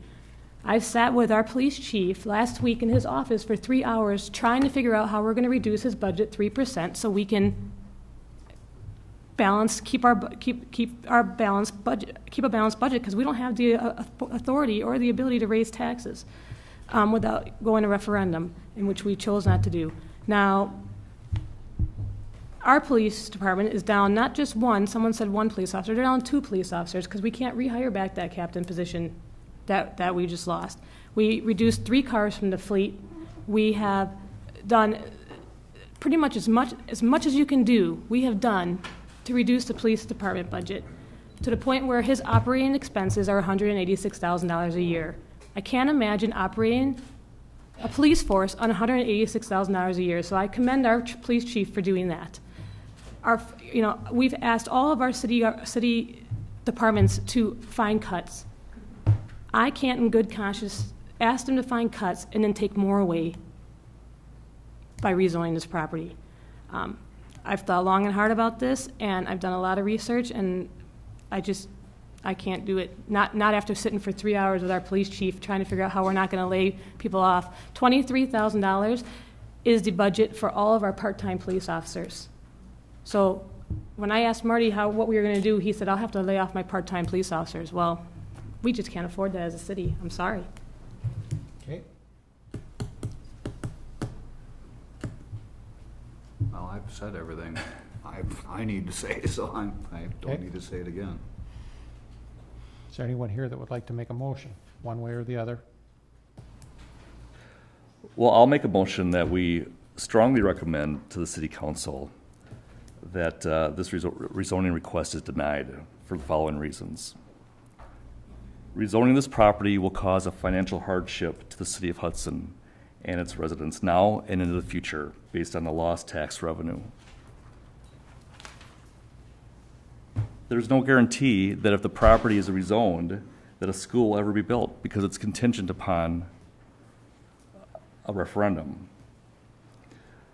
The rezoning request is not consistent with the 2009 City Comprehensive and Long-Term Plan.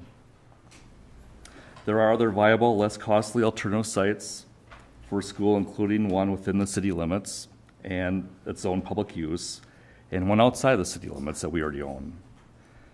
The city is not denying the opportunity for the district to build a secondary school. Redistribution of traffic is a major concern, and it would cause havoc on the Carmichael Road I-94 interchange. It's for those reasons that I will make a motion to deny this request. Is there a second? May I just? Yep. Is there a Does second? that Go ahead. also include the amendment to the comprehensive plan? Yes, let's include that as well. Is there a second? There's a second. Mr. Williams. Any more discussion? Any comments?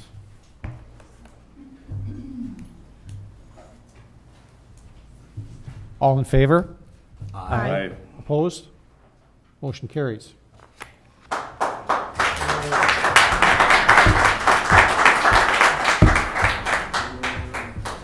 That issue would be reviewed by the Common Council on September 17th. Make a motion to adjourn? Is there a second? Second. All in favor? Aye. Gentlemen, Second. to adjourn? Second. Yes or no? Yes. We're adjourned. Thank you. The